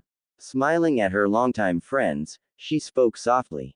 We will go to Wave in 4 or 5 days to meet an old friend. They both smiled, knowing fully who she was talking about. Very well, we will prepare. 3 days came and left. Each moment spent outside of the negotiations, the two young Jinchuriki were together, growing always closer. Naruto kept berating himself. He felt like he was letting Hinata down, but he couldn't stop himself from falling in love. Thankfully, the Konoha delegation gave him some room, so they weren't there to add their accusations to his own. Accusations that were plaguing his mind as he looked in Fu's beautiful orange eyes, slowly gliding forward. When their lips touched, he felt a torrent of sensations course through his body. Kissing her, he felt like jolts of electricity coursed through his nerves, sending shivers of pleasure down his spine. His mind was in turmoil as contradicting feelings washed over him. Love, elation, relief, but also guilt, anger, and pain. He couldn't get out of his mind the fact that Fu was married to the Empress and that Hinata counted on him. He felt guilt and shame thinking of them, but no matter how much he tried, he couldn't pull away from the soft and enticing lips of the mint-haired woman. His battered heart had found a healing spring and would never let go. He felt Fu's hands snaking on his shoulders, the right went to rest on his back while the left dived in his blonde locks. His right hands went to cup her cheek while his left arm wrapped around her waist, pulling her closer to him. Slowly, they lowered themselves to the sand beneath them, only breaking their kiss to breathe, and locking their lips together as soon as it was done. There, lying on the beach, they continued to kiss for several minutes. When they finally pulled away and paid a little more attention to their surroundings, they realized that Naruto was on top of her, lying in between her parted legs, pinning her down on the sand. Staring breathlessly in each other's eyes, they blushed when they realized the position they were in, but neither tried to pull away, far from that. With a sly grin, Fu wrapped her legs around his midsection, pulling him even closer. With a grin of his own, Naruto captured her lips once again as more passion slipped into the kiss, making the mint-haired girl moan slightly. Desire surging, they both left their hands to wander the other's body, Naruto's following the womanly curves of the general's body while Fu sent her hands to sneak inside the hermit's kimono to caress his chest. Far from staying idle, Naruto continued to train his body so, while he was pacifistic, he knew how to defend himself, the consequence being, his chest was enough to make all but the most faithful straight woman drool. Following the woman's lead, Naruto slipped a hand under Fu's shirt, the fact that she left her armor pieces in her hotel room making it easier. Feeling his hand on her skin, Fu shuddered in pleasure. Then, deciding to take the lead, she flipped them over, now standing above Naruto, straddling his waist. With a smile and a quick peck on the lips, Fu righted herself, leading the blonde's hands to her hips. Smiling coyly at him, she began undressing, quickly getting rid of her howry before slowly and sensually pulling her shirt over her head, all the while slowly moving her hips against Naruto's growing arousal, revealing her binding and perfect body. Seating up, Naruto placed a hand on her rear, caressing it lovingly while his other hand went to her back, bringing her closer. Placing his head on her, he began to kiss them lovingly through the bindings, reveling in her moans of appreciation as her hands caressed his golden locks, encouraging him further. Fu breathed the blonde's name, causing him to look up to her face. Seeing her nod gently, he smiled lovingly before his hands went to undo her bindings, leaving her chest bare to the world. Seeing her before his eyes, Naruto couldn't contain him and began to kiss them, eliciting more moans out of the mint-haired girl, while his left hand fell back on the girl's backside and his right went to the unattended mound. Marveling at the way her seemed to perfectly fit in his hand, he continued to kiss and lick, causing the blushing girl more pleasure as she left out more and more drawn-out moans of pleasure. Growing tired of being the only one exposed, Fu let her hand fall onto Naruto's shoulder, pushing his beige coat aside. The blonde, understanding the unspoken request, helped her remove the troublesome garment, keeping his mouth connected to the beautiful mounds in front of him. Not wasting time, Naruto quickly took the top half of his kimono off as well, leaving him bare-chested too. Seating more comfortably in his lap, Fu placed a hand under his chin, pulling him off her and raising his face. Resting her arms on his shoulder, crossed behind his neck, she pulled him closer and kissed him softly as their chests connected, sending shivers of pleasure down their spines. For the two lovers, the universe narrowed down to only the other. They didn't care for what happened beyond that beach, except for one being. Naruto still had the feeling of guilt coursing through his mind, though dulled by the desire and love he felt for Fu, while the mint-haired container was completely elated, thinking of how her beloved Hinata was right about the blonde. Naruto's hands slowly glided down her curves, caressing every inch of skin along the way, before stopping just above her pants. Pulling out of the kiss regretfully, Naruto looked up at his tan-skinned goddess, seeking her approval. With a smile and a soft nod, Fu answered the silent enquiry. Naruto then began to lay her on her side, kissing her while his hands began to slide her pants off her. As his hands slid down, he followed suit, putting Fu back on her back and kissing his way down her body until he could finally reach her ankles. There, he took her sandals off before completely pulling her pants off. Kissing his way back up her leg, he made a little stop to kiss tenderly the darkened spot on her white panties, causing a sharp gasp to escape Fu's lips, before resuming his journey, stopping once again to give each a kiss before finally reaching her lips and kissing his lover passionately. Lightly biting her lip, Fu left her hands travel down Naruto's chest before reaching his waist and beginning to pull his pants off. Quickly dealing with his sandals, she then threw the pants aside, leaving him in his boxers. Fu reached out, putting her hands behind Naruto's head, pulling him into a kiss as she slowly laid back down on Naruto's coat. For a few minutes, they continued to make out, enjoying the touch of the other's skin, gradually melting in the other's embrace. Naruto was slightly surprised when he felt Fu's hands slide down his back and into his boxers before giving a squeeze to his backside. Pulling out of the kiss, he looked at her with a shocked face. Fu looked back, a mischievous smile on her face. Firm, purred the woman before giving another squeeze and bringing him into another kiss. In retaliation, Naruto slipped his hand in Fu's panties and gave a playful squeeze to her buttock, causing her to smirk in the kiss. Breaking the kiss, They looked at each other's eyes with love and desire. Naruto-kun, take me. Fu's voice was sensual, so arousing it was almost painful. Naruto kissed her passionately on the lips, keeping the kiss for a few moments before, once again, going down her body, leaving a trail of kiss in his wake. Reaching Fu's hips, he grabbed the hem of her panties and, kissing his way down her legs yet again, pulled them off. As he crawled back up her toned legs, he was drawn to her core, kissing lovingly at the exposed treasure. When Fu felt his breath on her womanhood, she shivered, and soon after gasped in pleasure as his lips made contact. He kissed and licked, causing shivers of pleasure to course through Fu's body. The mint-haired girl wrapped her legs around his head in an effort to pull him closer while her hands rested on his head, encouraging him to continue. As moans and pants escaped her lips, she stared at the orange sky through half-closed lids without seeing it, too lost in the pleasure and bliss. Naruto wasn't as good as Hinata, but he was still very talented and Fu wanted to bask entirely in his love. She was so far lost in her pleasure that she didn't felt his hands crawling on her skin until they began to fondle her. Soon, Fu reached her peak and, moaning her lover's name, fell limp on the coat, panting and smiling. Naruto climbed back to her mouth, kissing every inch of her body on the way before pressing his lips against hers. Positioning himself at her entrance, Naruto gazed into her eyes, seeking approval. With a nod and a smile, Fu gave it.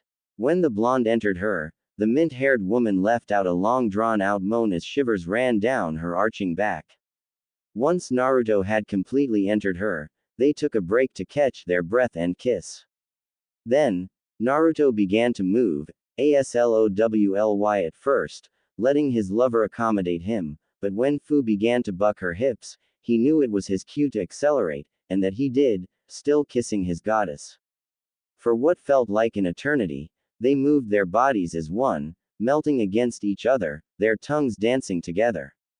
Fu's hands were gripping Naruto's shoulders with what little remained of her strength while Naruto was holding her hips, pulling her closer with each thrust. Their minds were only a whirlpool of desire and growing pleasure and their breaths were short. Soon, they reached their peak, muffling their cries of pleasure and love in a kiss. Naruto managed to put them on their side before all his energy left him, and for a few minutes they lay there, basking in the afterglow, their glimmering bodies caressed by the last rays of the retreating sun. But their peace was short-lived, as they heard sounds of footsteps. Fearing what could happen if they were discovered, they quickly gathered their clothes, putting them in the coat they used as their love bed barely minutes before and, once all the garments were gathered, leapt into the trees. Hiding in the canopy, they looked down on the beach, and saw two of Fu's bodyguards walking out of the woods, the man running after a brunette, both laughing carelessly in the settling night. The woman allowed herself to get caught, still laughing before kissing the man full on the lips, and it was quite evident they were eager to indulge in the same pleasure Fu and Naruto had a few moments ago. Looking at them, the mint-haired woman smiled. Hanayo and Kenshin, I'm happy for them. We should leave them alone, how about we go on at your place? Naruto grinned, all feeling of shame forgotten for now, and picked her up bridal style before making his way to his home, their clothes still held inside the folded coat. The mighty beast tore through the air at incredible speed, cleaving clouds in half as it flew through them. Even the raging storm ahead of it seemed to cower in fear as the fearsome creature flew toward it. Ebiko, matriarch of the Ryu clan, the mighty dragons, hadn't left her beloved mountains in an eternity. She was the mightiest of her kind, 70 feet long, 6.5 feet large, and possessing scales of a deep emerald green with hues of gold. Many legends spoke of her, yet none could convey her majesty. She was said to have been born to a volcano in the deepest abyss, to be an immortal incarnation of nature's fury, to be the messenger of wrathful gods, ready to descend upon mankind if it stooped too low. She often chuckled at such tales. Had she indeed been such messenger, then mankind would have been extinct for a long time, and even though she was probably one of the oldest living beings in existence, surpassed in longevity only by the mighty Biju, she wasn't immortal like them. She had been born in the Hubby clan as it rose to sentience, becoming intelligent enough to speak and think. While her brethren retained the predatory mindset of their savage ancestors, she, along with the one that would become her mate, was born with a more evolved mind and an instinctive comprehension of the ways of nature. Through deep meditation, they had attuned themselves to the energies of the world and evolved into new creatures, the very first dragons, marking forever the legends of the snake clan. That was a millennia ago, and many snakes tried to attain their status, but the predatory and power-hungry mindset of their kind kept them from becoming what they yearned to be, and very few had actually achieved their transition, and all had joined them in their peaceful den, hidden deep into the snowy mountains of the north. For many years, she had watched the vileness of some humans bring pain upon more peaceful beings. Losing her mate to a power-hungry fool centuries ago, she had long lost any hope to see men come to peace. Yet, as her road came to an end, a glimmer of hope had appeared.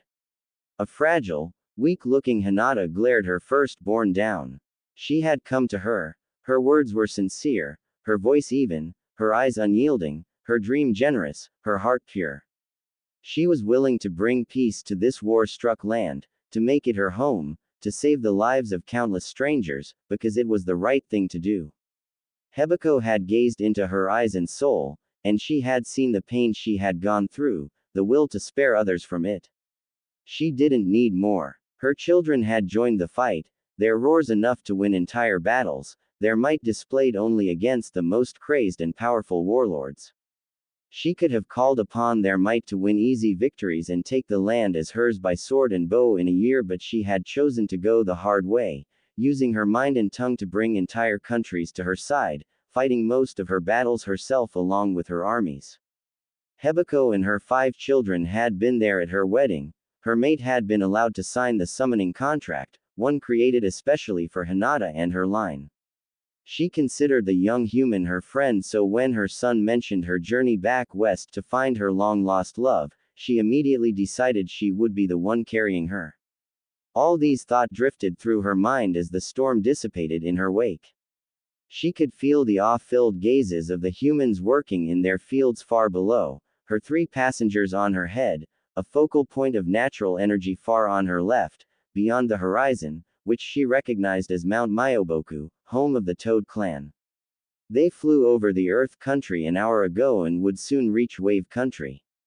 Gazing on the horizon, Hibiko's gaze settled on the little bustling point that was Konoha. They would soon fly over it. Hinata-chan, spoke the serpentine being in her calm feminine voice. Yes, Hibiko-sama, Konoha is there. Any thoughts on your mind you would like to share? I do not wish to dwell on what was, my mind is turned toward the future. I no longer feel any attachment to this village, nor do I hate it. Very well. We will arrive in about another hour. Thank you, Hibiko-sama. Do not thank me, little one. You gave me some hope for the future and an occasion to stretch my limbs. Even through the raging wind around them, she could still hear Hinata's soft giggle.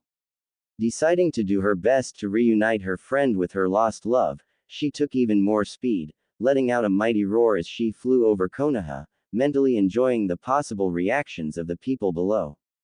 Asuma Sarutobi was walking in the peaceful streets of Konoha, his 3-year-old son in his arms and his wife at his side. It was a beautiful day, everything was calm and the threat of war had all but disappeared thanks to the work of the very one Konoha had scorned, one Naruto Uzumaki. While a philosopher would have talked for hours about whatever this irony could make him think of, Asuma wasn't a philosopher, he was a man that wanted to enjoy his day with his family, nothing more. Suddenly, all this peace was shattered by a roar from high above. Looking at the sky, everyone in the street, hell, in all of Konoha, could see a snake-like creature fly through the sky at tremendous speed. Around them cries of fear and anguish were heard, panic began to take hold as civilians hurried toward the shelters and children cried. But the ninja population stayed still, warily looking at the passing dragon. Seeing their protectors stand unmoving somehow calmed the civilians, and the panic ceased. Comforting his son, Asuma looked worriedly at the now disappearing dragon. I think it was headed to Wave. Hokage-sama left for a diplomatic meeting there with an imperial envoy some time ago, didn't she? Yeah, you think there might be a connection. Asuma, the dragon is the emblem of the Empress herself, and she's told to be able to summon them. You think, oh boy, if this meeting goes awry, we're doomed. At least, you aren't doomed today since you watched your tongue. Asuma smiled nervously. He certainly didn't want to anger his wife by throwing profanities near their son. The good news being, he was getting quite proficient at keeping his tongue in check. With a sigh, they resumed their walk, but worry still lingered in the corner of their minds. Hinata laughed softly atop Hebiko's head. She couldn't believe such ancient and powerful creature was still pulling these kinds of pranks. Looking at her two companions, she smiled. They were sound asleep, cuddled up to each other. They both wore a dark yellow armor on their torso with shoulder pads of the same color. Underneath it, they wore a long-sleeved black coat falling on their tights and back in black pants. Their outfit was completed by black sandals. One had black hair tied up in what one could call a pineapple tail and the other had long flowing brown hair, their lower faces concealed by skin-tight cloth masks. They came to the West sometime after her, but they hadn't met again before a few years, and by that time, she already was a powerful and respected general. Since then, they hadn't left her side, always fighting for her, to help and protect her. Hinata felt she was blessed to have such friends. Bringing her eyes back on the horizon, she turned her mind to her two loves, happy she would soon see them both again. And if I know Fu, she'll probably have failed to stop herself from going too far. Looks like I won't have first dibs on Naruto-kun. In wave, a couple stirred under the rays of the sun. Letting out a contented sigh, Fu snuggled a bit more into Naruto. The hermit, absent-mindedly caressing her back, couldn't help but feel like there was someone missing, but he refused to voice these thoughts.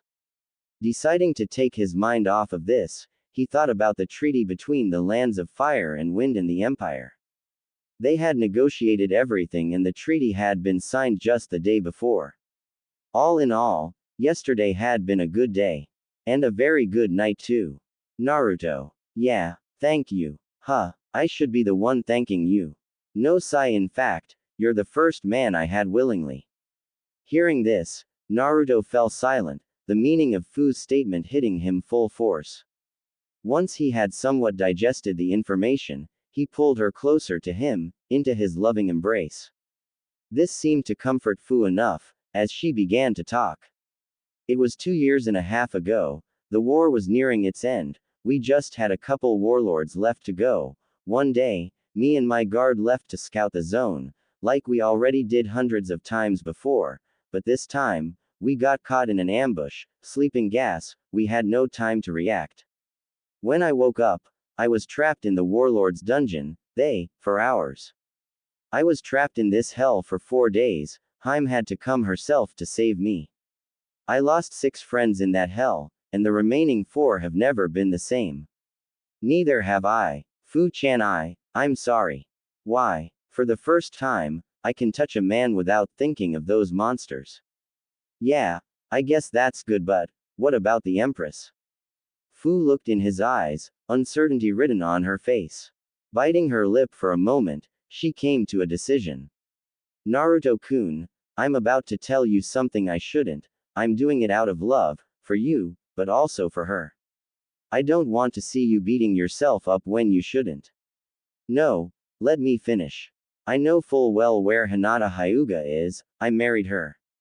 Why you mean, Hinata-chan is? Yes, she's the Empress. And before you begin hating yourself for what we did last night, that was part of our plans for the future, well, mostly. Haim-chan was supposed to have first dibs but, haha, we got a bit carried away. Said Fu with a sheepish grin. What do you mean, part of your plans for the future? Well, Hinata's feelings for you never disappeared and, I, kinda, crushed, on the description of you she gave me. Answered Fu with a blush. Naruto stared at her bewildered. Are you telling me you two were planning on sharing me? Yeah, Fu looked nervously at him, wondering if he would be mad or would look at her and Hinata like they were disgusting perverts. Naruto thought about it for a few moments, still having troubles wrapping her mind around the possibility. But, how can you be sure Hinata will like me as I am now? I've changed so much. Naruto-kun, do you trust me? Naruto looked at her and, after barely a second to think, nodded. Then believe me when I say she's going to love you now even more than she did before. Oh, okay. Silence settled in the room. Fu was a bit worried. Naruto still looked a bit troubled by this all and she was worried that he might react by rejecting them, the only comforting note being Naruto's arms still wrapped around her. To her relief though, Naruto progressively relaxed and a small smile came to his lips. So, I'm gonna get twice the love, huh?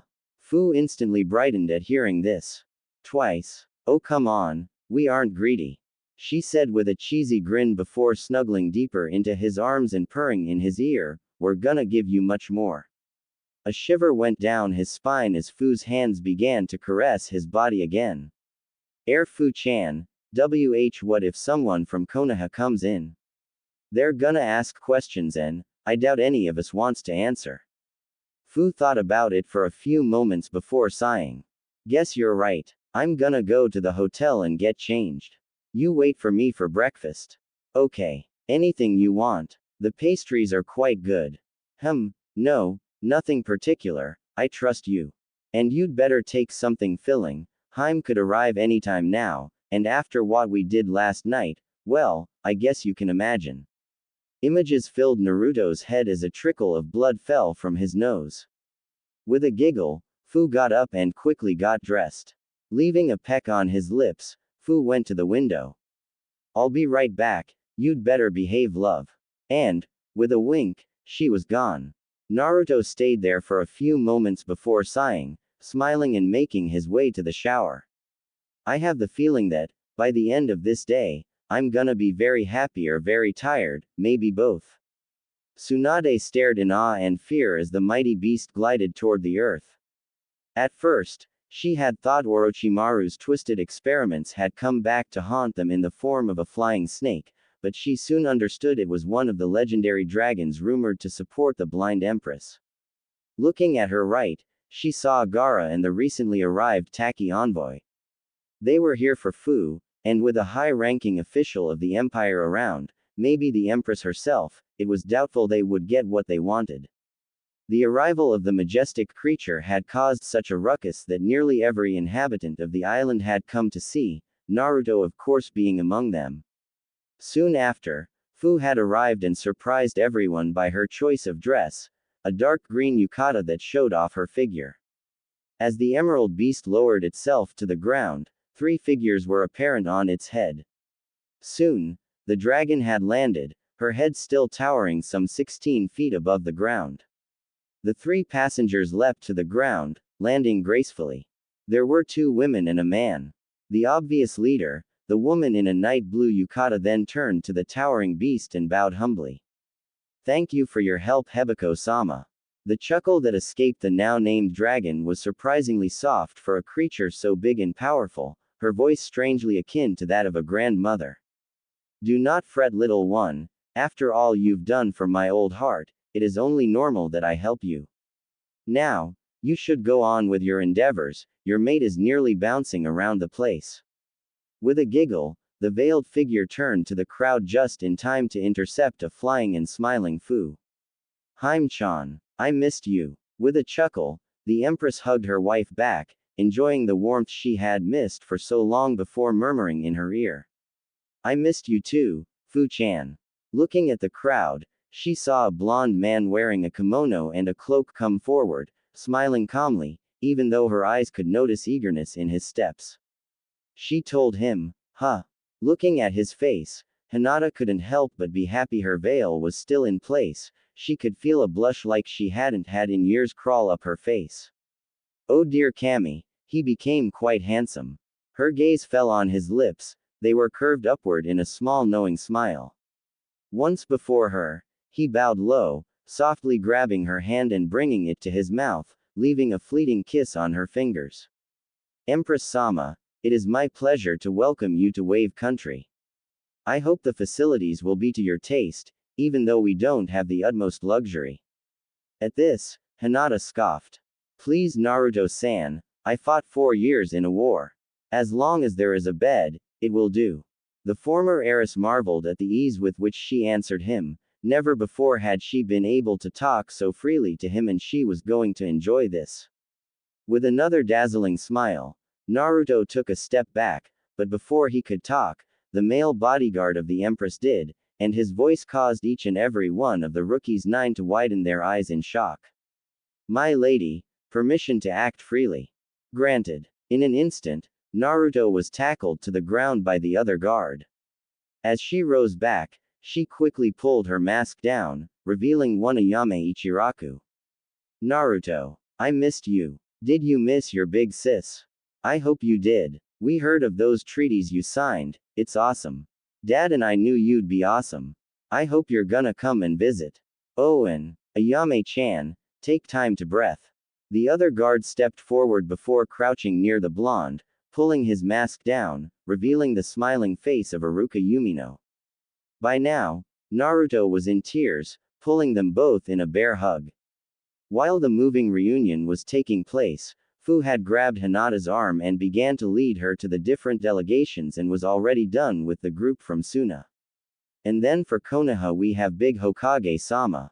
These two blondes there are Yamanaka, they have a weird fetish, they like to go in people's minds, and then those two are Akamichi, they eat like no tomorrow, it's crazy. Oh, and the two lazy there are Nara, I swear they sleep 25 hours a day. The two wild chicks there are Inuzuka and the mutt there too, and the coated guys are Aburame, never take a bug zapper near them. Oh, and these three are. I know. Hyugas. Hinata failed to completely control her voice and some coldness slipped into it. She stepped toward Hiyashi, doing her best to stay calm and keep her voice even. Hiyashi-san, my consort told me in a letter of your inquiry, it will be discussed later. I do have information on Hinata, but I will say nothing here. Depending on the result of a later meeting, I shall decide if your clan is worthy or not to hear what happened of her. Before any answer could be uttered, she turned to the two daimyos, both patiently waiting their turns to be introduced to the powerful woman. I take it you are the daimyo of Wind and Fire. Yes, we are. It is an honor to meet you. The honor is mine. I heard many praises on the way you lead Fire Country, and I personally followed your example on more than a few matters. Said Hinata, nodding her head to the Fire Daimyo, then turning to the leader of Wind Country. I have also heard of you. I heard you were able to pull your country's treasury together already, even though you have but a few years of reign, a most impressive feat. Though, if I am to believe the letters Fu-chan sent me, you would do well to change some of your counselors lest your guests kill themselves out of boredom. Hinata couldn't help but giggle when she saw the Wind Daimyo blush, both at the praise and the embarrassment. Hinata then turned her head to the last group and instantly her mood fell. Her voice instantly grew arctic cold. What, may I ask, is a tacky envoy doing here? A man with dark green hair stepped forward. We came to retrieve my daughter. Her place is among her people and family in Taki. Fu's answer was to give him the finger, her face marked with anger. Screw you, old man. If you think I'm going back to this hellhole, then you're even more of a fool than you were before I left. The man turned his gaze to Fu, frowning. You will show me respect. I am your father. Oh really? When did you learn? 'Cause 6 years ago you sure as hell weren't. You want me to go back to Taki? Well, bring my word to the fool that is your brother. If I ever set foot in Taki again, it will be to burn it to the ground. Silence had fallen on the crowd as all watched over the exchange. The 8 Taki shinobi knew they were outnumbered and so outpowered it wasn't funny anymore. Their only hope was to use diplomacy to bring Fu back. Fu's father then pulled his biggest trick out of his sleeve. Listen, Fu-chan, I know your mother and I made many mistakes, but we want to atone. We realized how much we were wrong when your brother was born. Don't you want to meet your 4-year-old brother?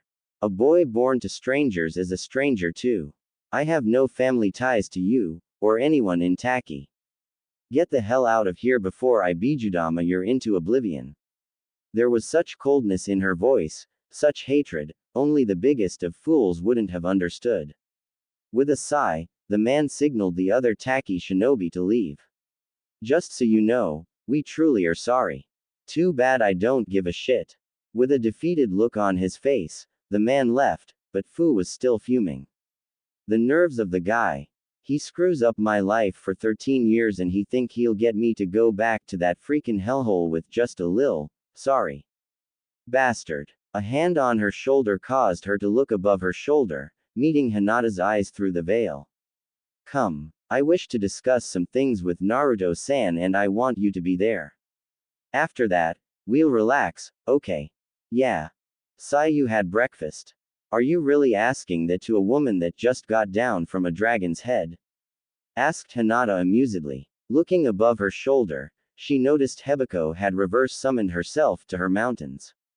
But almost immediately, her face snapped toward Hanabi. I wouldn't do that, young girl. Many have lost their lives because they looked at my face uninvited. Immediately, Hanabi froze. After a few moments of nervousness, she managed to squeak out a reply. Sorry. Curiosity got the better of me. Oh, I do believe your clan to be known for your impassivity. Many things have changed. This is also why we want to have Hinata Nichan back. Perhaps. Now Fu-chan, you were talking about breakfast. Yeah, Naruto-kun and I had decided to have breakfast together, hopefully there'll be enough for 3. With a giggle, Hinata nodded, then slid her arm around Naruto's as Fu did the same on the other side. You don't mind me tagging along, do you, Naruto-san? Not at all, it would be my pleasure. The 3 then set out for Naruto's house, not really paying attention to the group behind them. Kankuro was the first to recover. Say, didn't she say she wanted to bang a container they knew about?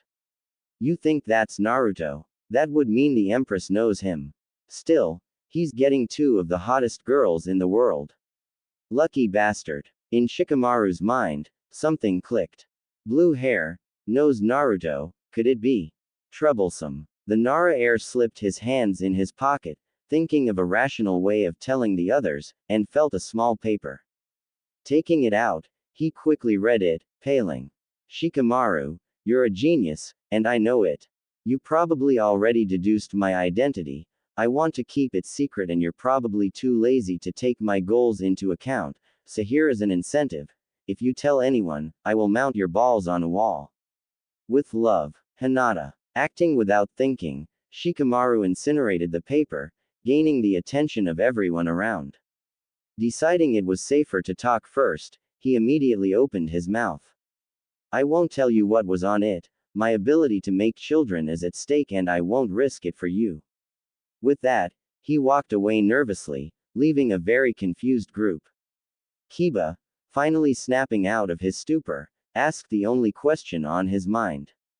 Am I the only one not getting it? Shikaku considered what might have caused his son's reaction and quickly concluded a similar paper might be in his pocket, so he walked away wordlessly, intent on finding a secure place to dispose of the evidence and avoid a very painful and humiliating mutilation.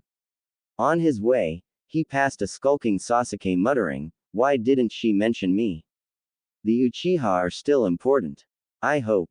Back with the 3, they walked silently for some time, Naruto enjoying thoroughly the feeling of being surrounded by 2 gorgeous women. Then, Hinata broke the silence. You told him, didn't you? The tone was casual, but Fu immediately tensed. Yeah, he was hurting so much It's okay. You're not mad. No, you also got him first. Sorry. Taking her veil off, Hinata turned to Fu with a mischievous smile. You do realize you'll have to work hard to earn my forgiveness, right? Fu relaxed, a smile coming to her lips. If it's just that. By the way, Naru-kun, what do we have for breakfast? Naru-kun. Hey, I'm talking to you, said Fu, shaking his arm slightly, snapping Naruto out of his staring. Huh, oh, sorry, didn't quite catch that. You were staring at her, weren't you? Hey, it's not my fault she became so beautiful. Yeah, quite the eye candy, huh? Anyway, what's on the menu? Well, mostly pastries, tea and coffee. Suddenly, Hinata stopped dead in her track, causing the two others to look at her in surprise. Hinata-chan, you okay? My cinnamon sense is tingling. She then proceeded to drag Naruto and Fu at high speed toward where her instinct was leading her, which happened to be Naruto's house. Stopping before the closed door, Hinata turned to Naruto, a hungry look on her face. There are cinnamon buns in there. Whose house is it? Mine. At once, Hinata's arms were around his neck as she kissed him passionately. Cinnamon buns for breakfast. You're gonna get banged, Naru-kun. Now, you'd better open up. When she's done kissing you, she's gonna want her buns. Hinata, as soon as she realized she was kissing Naruto, tried to pull away, but couldn't due to the man's arms keeping her in place as he deepened the kiss. Before soon, she surrendered and began kissing back too. When they finally pulled away, they smiled at each other, breathless but happy. But then, Fu decided to remind them of her presence. So, are we gonna take this breakfast or what? Both turned to her, blushing a bit. She stood there, her arms crossed above her chest, pouting, her childish expression causing Hinata to giggle. Consider this part of the payback for having him before me. Now, as much as I love kissing you, Naru-kun, we should really go in and have this breakfast. With a nod of his head, Naruto opened the door, letting his two ladies in. Well, at least I got a kiss and a pet name from Hinata-chan. This day keeps getting better and better.